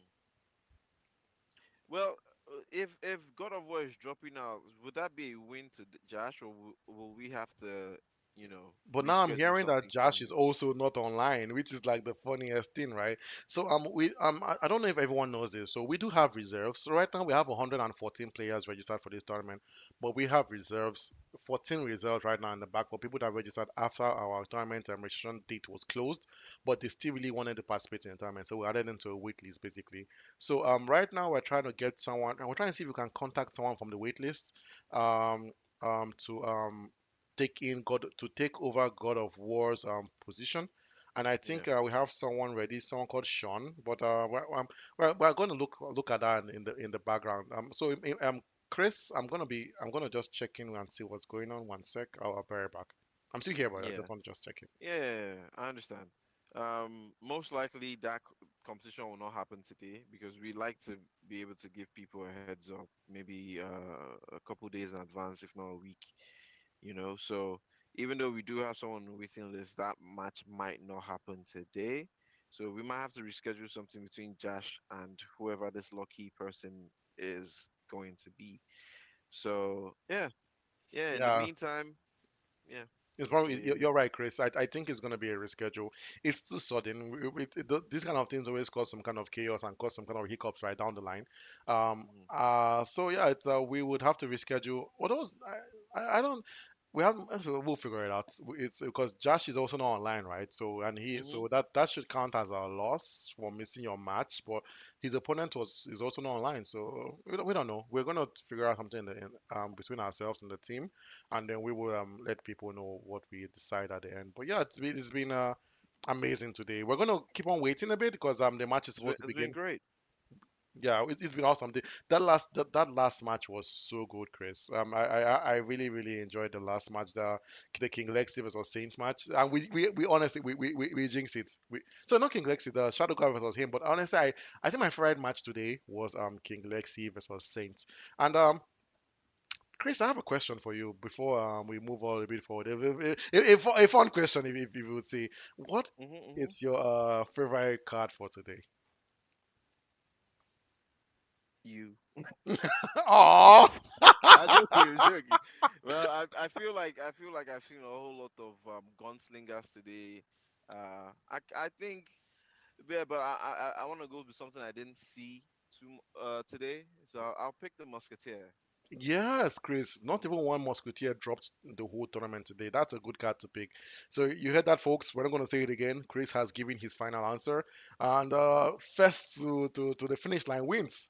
Yeah. Yeah, So everyone, just a reminder to everyone, we do have a second stream happening today, happening in a couple hours. I think in an hour and 30 minutes, we would be beginning that, and it's going to be an amazing set of matches. You don't want to miss the next. It's starting with MV Hell and Blinks. I see MVL has been active already. And I don't know about Blinks. I think Blinks also has been available. So it's a match that definitely. Oh wow, wow! We already have someone. Tega has already sent him the secret word to our Instagram. Tega is I insane. kind of felt it would be Tega, That honestly. guy is Because like insane. I didn't want it to be so obvious. I wanted us to like maybe play around with it small. Like hey, we need to find a way. We need to find a way. But big up to you, Tega. Big up to you. I'm not hating. I'm not hating. That guy, I'm telling you, the way the guy is moving, he might win this Interaction every all through single. today. Yeah, I've loved Tega's interaction. But big up to you, man. This is how Tega. Tega was just like, what's for dinner? Let me just order something. Let me put this The maybe Iron it's my League is 5,000. the Iron League is Maybe my, sponsoring Tega's maybe my, dinners all I weekend said, long. All yeah. weekend long. Bad boy Tega. No worries, Honestly. no worries. You're the winner again, man. And you Yeah, deserve it. yeah, You yeah. deserve it. With You the you amount of do deserve it. Your yeah. interaction has been great. We enjoy. I think you're the only one who keep hearing their name on the stream because you're interacting with us so well. And yeah, yeah. And also for people watching, other people watching who watch well either on the live or later when we upload this, just know that if you're in Nigeria and you want to be part of a clan that is going to help you improve and become better, there's the Holy Fire clan. There's the Holy Fire clan. Apparently, they have only monsters there. People that just know how to play like mad. So yeah, yeah, To be go, honest, I'm go waiting there. for when Tega has his match, right? Stannis. I want to see some. I want to see I how want he to see shines. how I want to see how Stannis plays. We'll see whether he will stay on stream after. I But mean, if you go back, just the say good news is playing he things. technically has one win already, so all he needs is one Yeah, more he win to does. qualify to the group stage. I really hope he goes far into in this tournament, right? I want to see him get to the knockout stage. I hope he doesn't end up being the same deck team in like the Beyonder and Molly and Alvin. Imagine that. Ah, they're all in the Holy Fire clan. That will be with the friend. They can negotiate. They can say, please allow me to go forward, my You boy. know what is 5K? You don't say you go win, but I'll win. I will just win. I will just win. Yeah. Yeah, I love the interactions, love the confidence, love you guys, man. Thank Thank- you for making this as fun for us as we try to make it as fun for you guys too. Any final words from you, Dennis?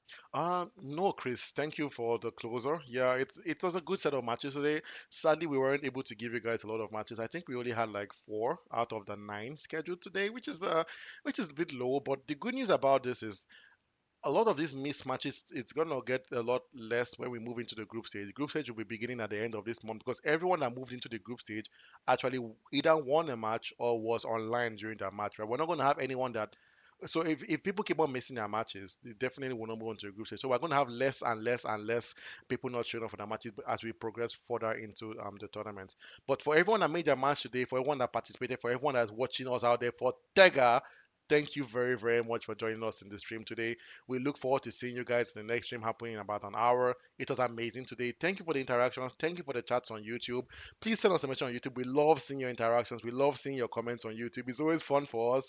And we're going to try our best to keep you guys entertained, right? With our jokes, with our commentary, with our small snack remarks here and there.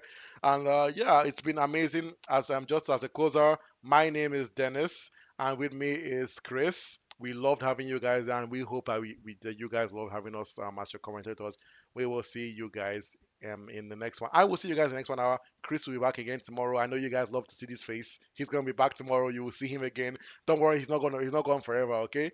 But yeah, thank you No, no. everyone, Thank and you guys. thank you everyone. Please, as I said one more time, subscribe to our YouTube. Please like and comment, share, click on that notification icon. Follow us on Instagram, follow us on TikTok, follow us on Twitter, follow us everywhere. And So yeah, yeah, this has been the Ion Class presented by the Ion League. Thank you everyone. Have a great rest of your day.